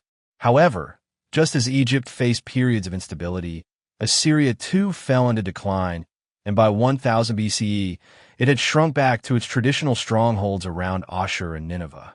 Once again, the fortunes of the two civilizations seemed to run parallel. By the 8th century, as the Kushite dynasty began consolidating its grip over the Nile Valley, Assyria was undergoing a dramatic resurgence under the leadership of Tiglath-Pileser III. His methods were brutal and highly centralized. Newly conquered lands were placed under the authority of governors appointed directly by the crown, with their loyalty monitored through frequent royal inspections. To weaken regional identities and suppress resistance, mass deportations were enforced. By the time Shabako rose to power in both Kush and Egypt, much of the Near East was firmly under Assyrian control and suffering under its oppressive rule. In the face of such a formidable adversary, Shabako initially adopted a policy of careful diplomacy. His resolve was tested when a rebellious ruler of Ashdod sought refuge in Egypt. Shabako, unwilling to provoke Assyria, returned the fugitive to his pursuers. But this uneasy peace was short-lived. When Sennacherib intensified efforts to secure Assyria's western borders, Egypt began covertly backing rebellious city-states in the region, hoping to undermine Assyrian authority from within. The gambit backfired dramatically. Sennacherib launched a campaign to crush the uprising in Palestine, prompting Hezekiah of Judah to appeal to Egypt for military aid. It was a request Shabako could hardly ignore. He called upon his nephew Taharko, then a young prince of 20, to lead the Egyptian forces north from Nubia. The two sides met near El Takei, just 10 miles from Ashdod, in 701 BCE. Taharko's army was encircled and suffered a serious defeat. He fell back to regroup, hoping to strike once the Assyrians moved on to besiege Jerusalem. But Sennacherib proved too astute. He swiftly recalled his troops from Judah, turned to confront the Egyptian threat, and drove Taharko's forces into full retreat. The Kushite prince returned to Egypt defeated and demoralized. In that moment, it became clear Egypt had encountered an adversary it could not easily overcome. The Kushite dream of regional dominance had met a formidable and unyielding reality. The rise of Esarhaddon to the Assyrian throne in 680 BC marked the beginning of the end for Kushite dominance in Egypt. As ambitious and relentless as his predecessors, Esarhaddon was determined to bring the Nile Valley under Assyrian control. His first offensive came in 674, but Taharko, well prepared from recent military training, successfully repelled the attack. Despite the victory, Taharko sensed the danger was far from over. He openly lamented what he saw as the abandonment of divine support, a reflection of his growing anxiety. His concerns proved well-founded. Just 3 years later, Esarhaddon personally led a much larger and more formidable invasion force, sweeping through the Near East with relentless momentum. After destroying Tyre, the Assyrians advanced swiftly toward the Egyptian delta. Memphis, the seat of royal power, soon found itself under siege. Facing overwhelming odds, Taharko had little choice but to flee, leaving behind his wife and children, who fell into Assyrian hands. Within mere hours, the fortified city was overrun and looted. Among the spoils were lavish treasures, hundreds of golden crowns adorned with serpents, thousands of silver talents, and tens of thousands of horses. Esarhaddon exulted in his triumph, boasting of his capture of Taharko's queen, palace women, Ushfu, Nejuiner, other children, livestock, and untold wealth, all taken back to Assyria as plunder. To commemorate the victory, he had an inscription carved depicting the Kushite crown prince kneeling in submission, a rope tied around his neck. Additional inscriptions were erected on key points along the route home, including one at Nar el-Kelb in Lebanon. The Assyrian conquest brought dramatic changes to Egypt. Delta cities were renamed with Assyrian titles, and a new administrative structure was installed, complete with governors, port authorities, and court officials handpicked by Esarhaddon. Among these appointees was the cunning Nekau of Sais, who quickly gained legitimacy and was soon recognized as a king by neighboring rulers in the Delta. When Taharko made his return to Memphis in 670, he found himself hemmed in by adversaries on all fronts. A third invasion loomed in 669, but was unexpectedly halted when Esarhaddon died on his way to Egypt. For the embattled Kushites, it offered only a brief reprieve. Indeed, A third invasion came just 2 years later, this time under the command of Assyria's new and most ruthless ruler, Ashurbanipal. One of his very first acts as king was to launch this campaign, and he did so with unwavering confidence. Egypt was swiftly overwhelmed. Taharqa, upon hearing of his army's defeat while still in Memphis, was thrown into despair. Gripped by panic, he abandoned the city and fled south to Thebes in a desperate bid to preserve his life. There, he had to contend with a fresh uprising in the southern provinces, sparked by the instability. Meanwhile, Ashurbanipal imposed direct Assyrian control over Egypt, securing oaths of loyalty from rulers throughout both Upper and Lower Egypt, and installing Assyrian officials in positions of power. Egypt had effectively become another province in the Assyrian Empire. Yet the very internal divisions that had long undermined Kushite rule now provided a flicker of opportunity. As soon as Ashurbanipal withdrew his forces, a number of local rulers began secretly conspiring with Taharqa in hopes of reclaiming Egyptian independence. Their efforts might have succeeded if not for the Assyrians' highly efficient intelligence network. Once the plot was uncovered, Assyrian authorities acted swiftly. The rebel kings were arrested, shackled in iron, and the towns that supported them were brutally punished. The inhabitants, young and old, were massacred. Corpses were impaled on stakes, their skins flayed and draped over the city walls as a grim warning to all. Public executions swept across the delta, and the leaders of the rebellion were deported to Nineveh, where they awaited Ashurbanipal's judgment. Only Nekhau of Sais survived, managing to convince the Assyrians of his loyalty. He was reinstated as governor of his former domain. As a sign of renewed trust, Nekhau's son Samtek was given an Assyrian name and installed as the new ruler of Hutherib, replacing its former prince who had been executed with the other rebels. Once again, the shrewd rulers of Sais managed to survive the storm. Just as Tefnakt had opposed Pianki and Bacon-Renuf had resisted Shabako, a new generation of Sates was now ready to challenge the Kushites for supremacy in Egypt.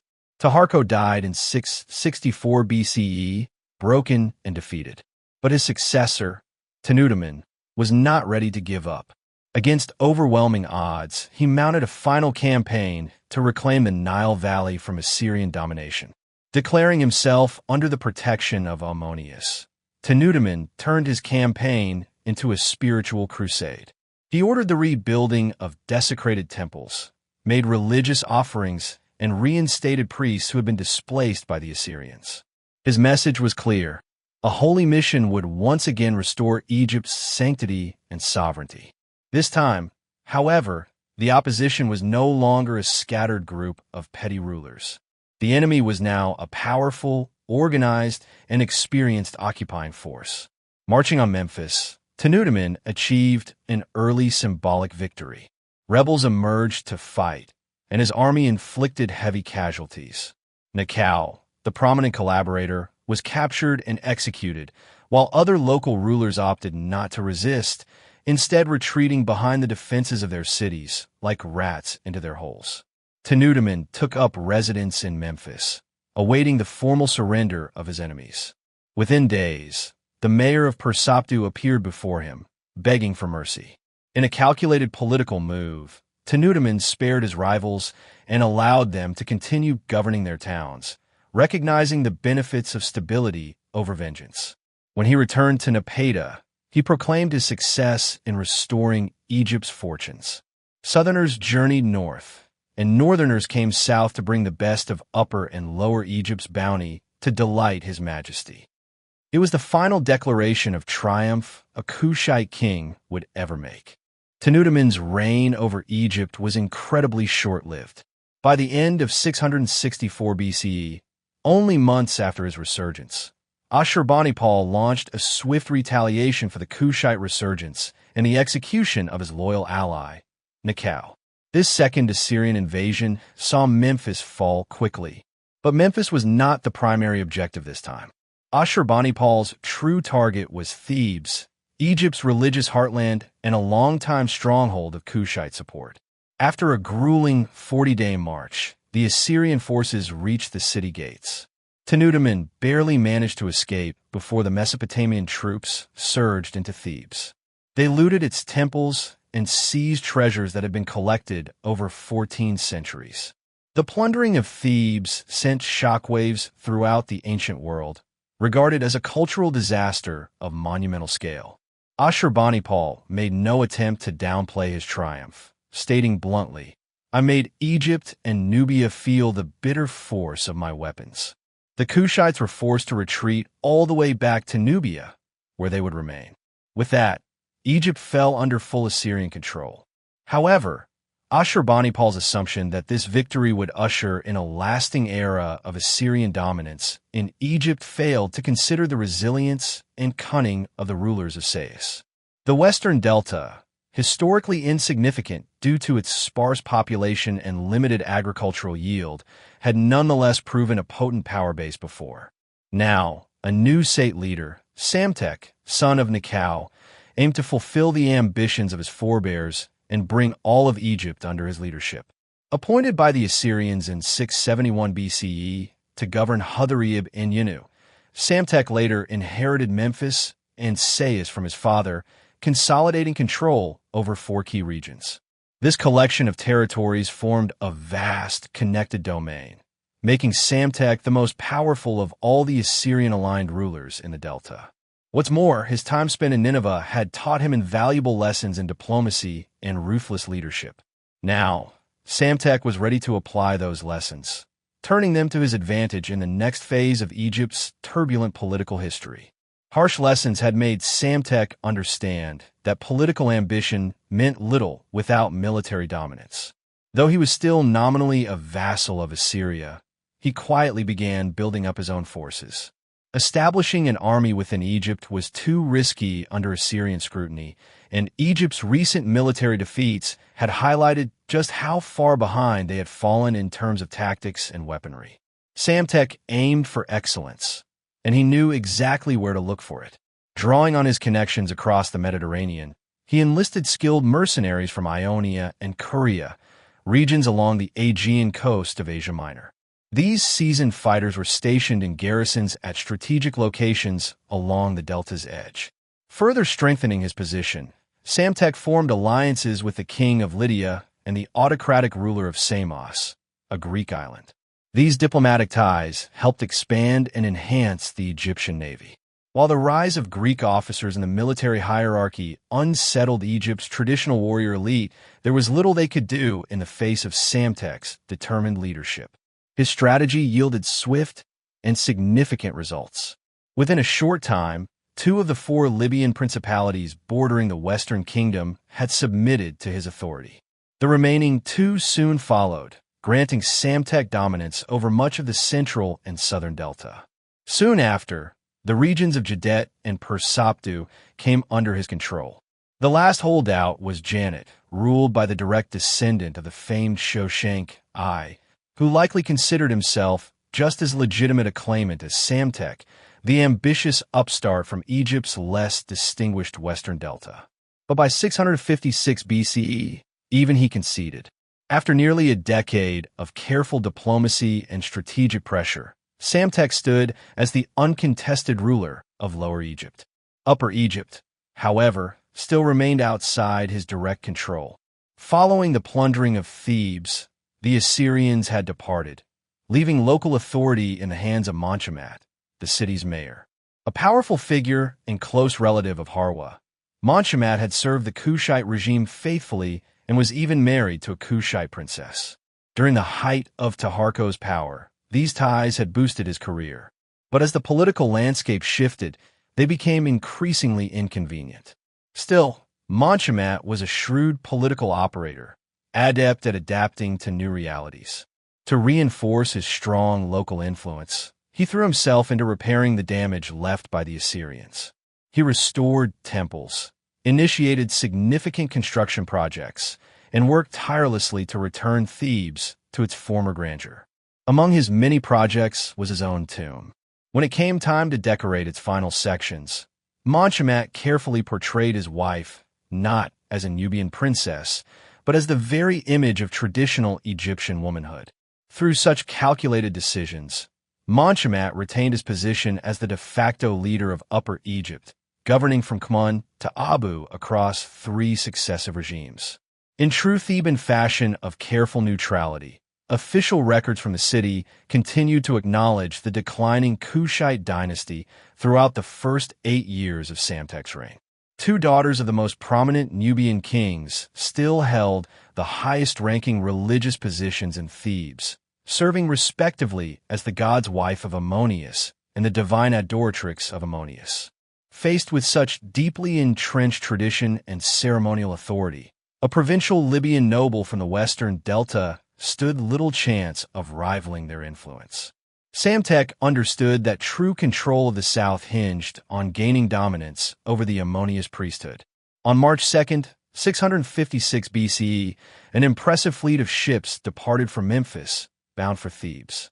The convoy included supply vessels, support boats, and at its center, a royal bark gleaming with gold under the spring sun.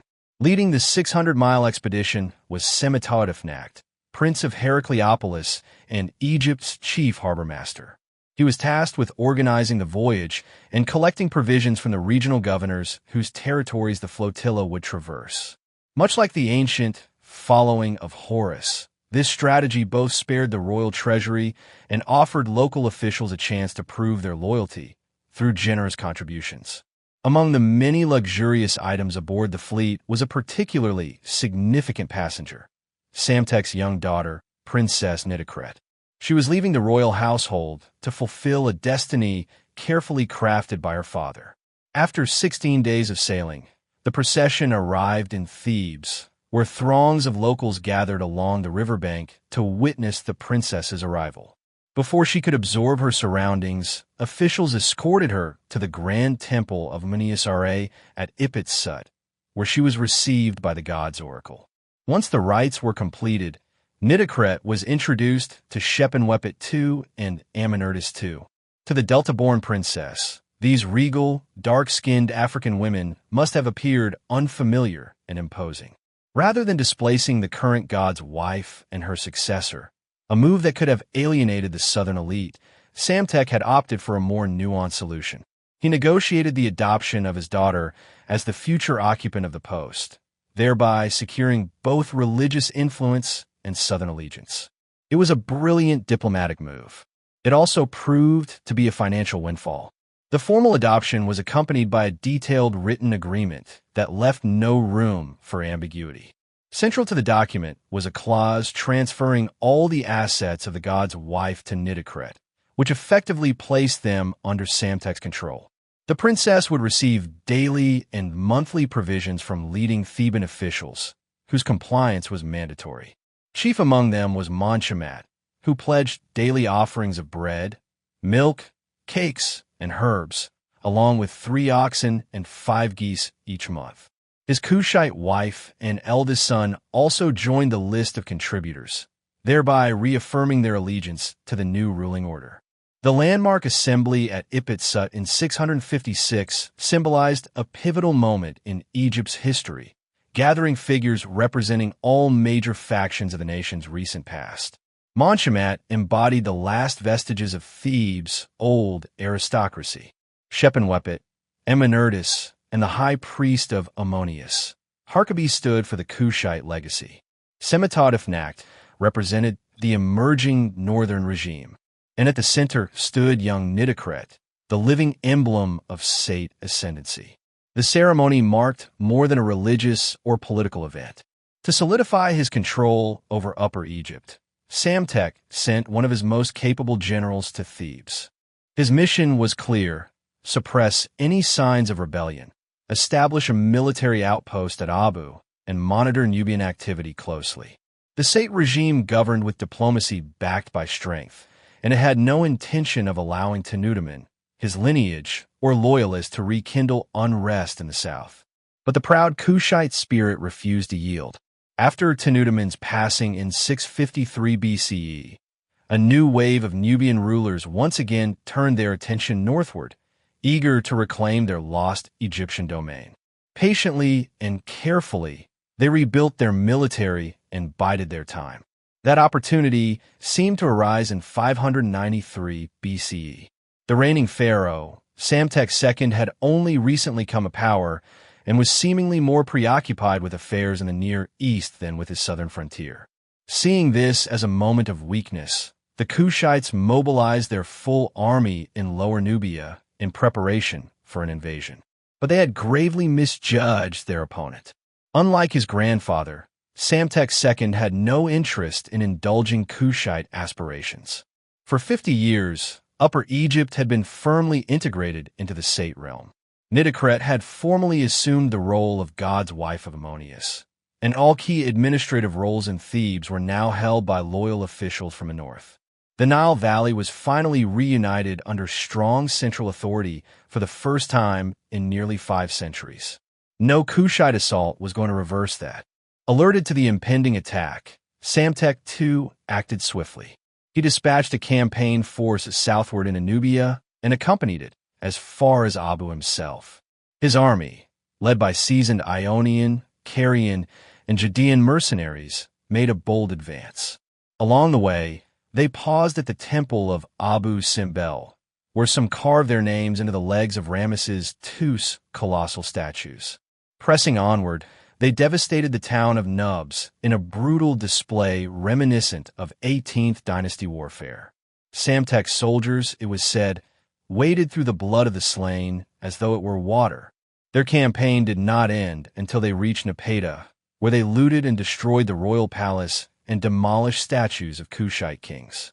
Upon his return to Egypt, Ramesses II ordered the erasure of all references to Kushite rulers from monuments, including private statues.